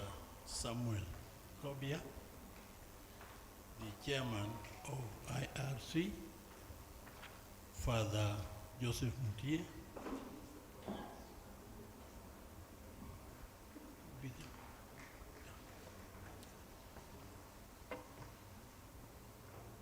my fellow commissioners in the NCIC, all the religious leaders who are still here and who came to grace this important occasion, distinguished moderators and panelists who have led us to a discussion over the issues we went through, distinguished guests, ladies and gentlemen, thank you. And thank you is a prayer that cannot be seen or touched. It must be felt in the heart. I am honored to get the opportunity to give the vote of thanks on this inaugural symposium on the place of faith-based leaders and their institutions in promoting peaceful coexistence ahead of 2022 next year. On behalf of the National Cohesion and Integration Commission, I would really wish to extend how grateful and how thankful we all are that at least we've launched and we've taken off with the first symposium involving the religious community in our country at the highest level. Ladies and gentlemen, I also wish to thank our permanent secretary, although he is not here now, but he graced this occasion standing in for the CS, Dr. Fred Matiang'i. Dr. Engineer Kibichu spoke from the heart, and it took a long time to address issues that concern all of us in this country and the world at large who loves Kenya. And I'm sure that we all took those at heart and that we will practice whatever we can through this series of seminars or symposiums NCIC is proposing to make and present to you. We are humbled by the encouraging words from our keynote speakers, discussants, moderators, and all the panelists. Indeed, your well-thought ideologies and opinions are an eye-opener to not only to us at the NCIC, but also to all Kenyans, wherever they are, as these openings will be released for public consumption. Your immense knowledge and experiences as far as religion, peace, and cohesion is concerned cannot be gainsaid. Superficially, the role of religion in our politics cannot be underestimated. We believe that the symposium is the beginning of further engagements between our NCIC and religious institutions. We've just started the journey, which is going to be a very, very pivotal actor in the way that Kenya will go after next year and after. We are confident that we shall continue to engage on useful discussions and discourses around this subject, even as we strive to ensure Kenyans remain united ahead of 2022 and beyond. I can just say that as NCNC, we are committed to deliver to our mandate, and we are committed to even ask further strengthening of the mandates that will allow us to live better for our people. May I also express my gratitude for the presence of our key religious leaders who have been here. Some of them we have listened to in the media, but we haven't seen them and talked to them and listened to them as we discuss things here together. So I really, personally, have been very, very impressed indeed, because they're serving Some of them are still serving, and some of them have retired. We thank you for your individual as well as collective contribution towards ensuring the humankind coexists peacefully. Alone, we cannot achieve much, but together, we believe we will bring lasting peace in Kenya. And thank you again for being the voice of reason and conscience in this country. We look forward to continue partnering together. Thank you, and very, very much thank you for coming and staying with us. Lastly, distinguished guests, ladies and gentlemen, we are indebted to our development partners that include, but not only intend, but will include some of these I'm going to mention now. The ECES, European Center for Electrical Support, who have given very substantial support, and they were represented by His Excellency Erastus Mwencha. The UNDP, who were here and are still here, the European Union, the German GIZ, the US Aid, Interpeace, and the DFID of the UK for always supporting our programs as NCIC. Dear partners, thank you for your support and for making a huge difference in our work as NCIC. As you realize, a lot of expectation wananchi of Kenya place on us as NCNC. But without support, a massive support, strong support, a moral support from you as partners, this becomes very difficult for us to deliver to our task. May I also express our sincere appreciation to the media for your immense courage and the role you play in cohesion building.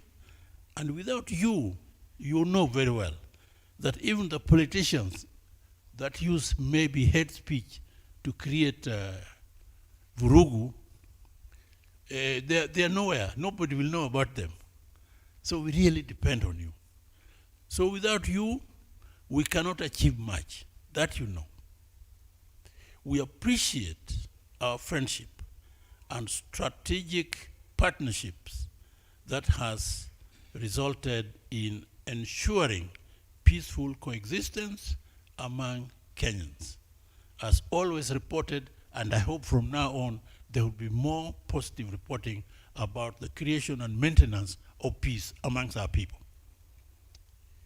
For an event of this extent, we may have voluntarily missed out on mentioning some of the names which were here. We ask you that you are really our partner at the NCIC. And please pardon us, but we have you in our heart and in our mind, and you are really worth mentioning, even though we may not have mentioned your names. Well, Honorable Chief Guest, who is now our chairman, I think I call him Chief Guest now, at this particular moment. Ladies and gentlemen, an event like this cannot happen overnight. Behind the success of this event, we had dedicated and motivated team. We have motivated team, dedicated, motivated team of the commissioners here who are here with us, and staff of the NCIC and the IRCK, who spent sleepless nights ensuring everything falls into place. And we've seen today, and I wish to ask everyone to clap and give them hearty congratulations, because I know That's as late as even 1 a.m. These people were in this hall trying to make loose ends fit well. Finally, I cannot thank everyone enough for their time, involvement, and willingness to partake in cohesion building in this nation. Friends, I challenge all of you to join us in building a cohesive Kenya today, so that 2022 becomes a very happy year, maybe for the first time, that we don't have to list years that we have had problems, but next year should be the one. Let us all believe that it will be the happiest year that we can have with a good election and beyond. Together we shall achieve an election bila noma come 2022. Once again, thank you very much, and I thank you. I clap for you myself.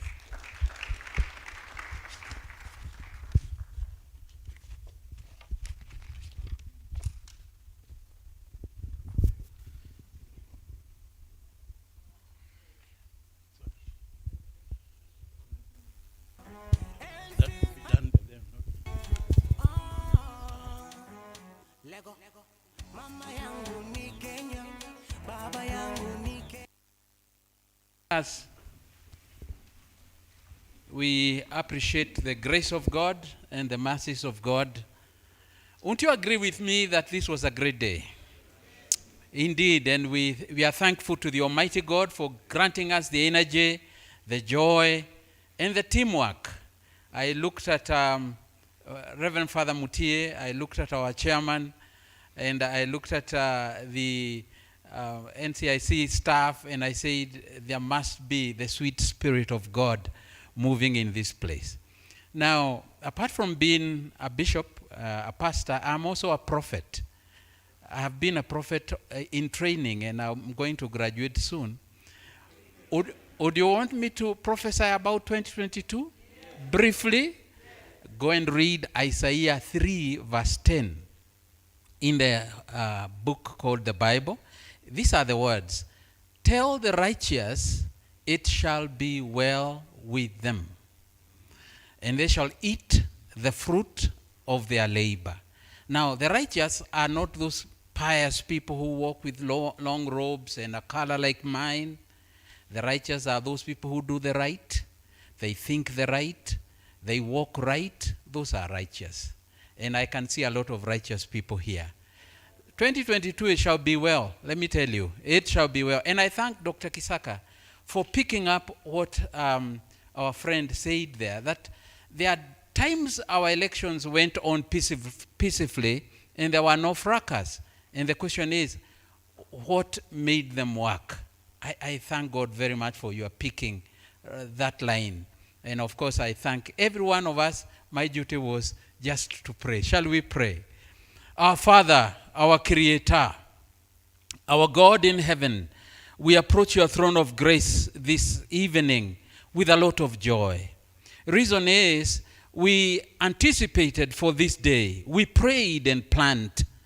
And your word says, if you don't build a city, those people who work that the city may be built, they do the work of naught. As we've come to the end of this project, this event, we thank you, dear Lord. Thank you for the Interreligious Council of Kenya. Thank you for the NCIC, led by our Reverend Professor Kobia, and all the fraternity that works with him. Thank you, Lord, for every participant, the panelists, and the great minds that sat to moderate and to take us step by step to the conclusion of that communique that has been given. Lord, we humble ourselves and we lift you up. Kenya is under you. And we know, according to your word, it shall be well. If indeed this day, the symposium has been done and is successful, then as long as you live, Come August 2022, there will be peace in this nation. We speak to our forthcoming election that they may and will be peaceful. Again, Lord, we thank you for the partners, those who stand with us during our times of need. They give in cash and kind. We do pray that you'll bless them. As we part, Lord, we pray that you'll go with us. Will you protect us? Will you keep us? Now, until we meet again, go with us and bless each one of us. We won't forget KICD giving us these beautiful facilities. Thank you, Lord, for everything that was said and done in this place. So we ask that you dismiss us with your grace and manifold blessings. For this we have prayed in Jesus' name. And everyone would say, amen. Thank you and God bless you.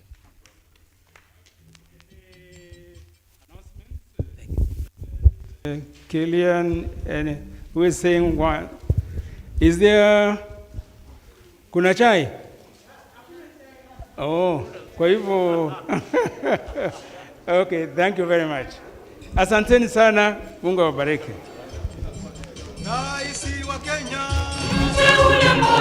sote tunaimba kwa furaha tele, kwa kuchaguliwa tena kuongoza nchi. Kenya nchi yangu, Kenya nchi yangu iliyo uhuru, nchi iliyo uhuru, toka sasa mpaka milele. Kenya nchi yangu, Kenya nchi yangu naisherehekea.